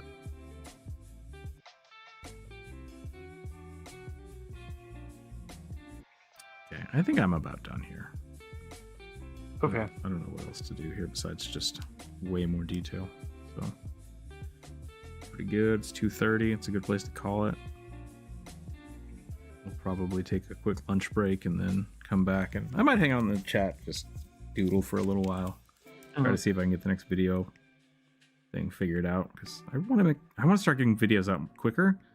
The last few months I've been kind of inundated with commissions, which is great, but I am now no commissions, so it's video time. So we're gonna do that. you still accepting submissions? Leopard Bunny, I am. We're just about to quit, but we will be back on Friday. So if you have a suggestion now, I can take it and put it on the list for Friday if you'd like. We normally keep them until Friday, and then we get rid of them after Friday. So, yeah, thank you. Glad you like those. And we will put all of these sketches in the Discord so that people can use them for their home games or their character sheets or whatever they want to do. Yep. I'm going to be a little bit longer than usual, I think, before I post mine because I want to get this finished. Yeah, I think I'm having fun with it. I think I need to get some lunch first, but then I'll do that. So, but yeah, Leopard Bunny, if you want to submit something here in the chat now, I'll give you a few seconds, minutes to do that. If not, you can just post it on the community post on YouTube, and I'll grab it for Friday. Yeah, so we carried over for the week. But yeah, thanks everybody for hanging out. If you haven't checked out the Konrasu video, I highly suggest that. It's real good. It's real good. Let's see if anybody's around. We can go jump into someone else's chat. And otherwise, we'll catch everybody on Friday.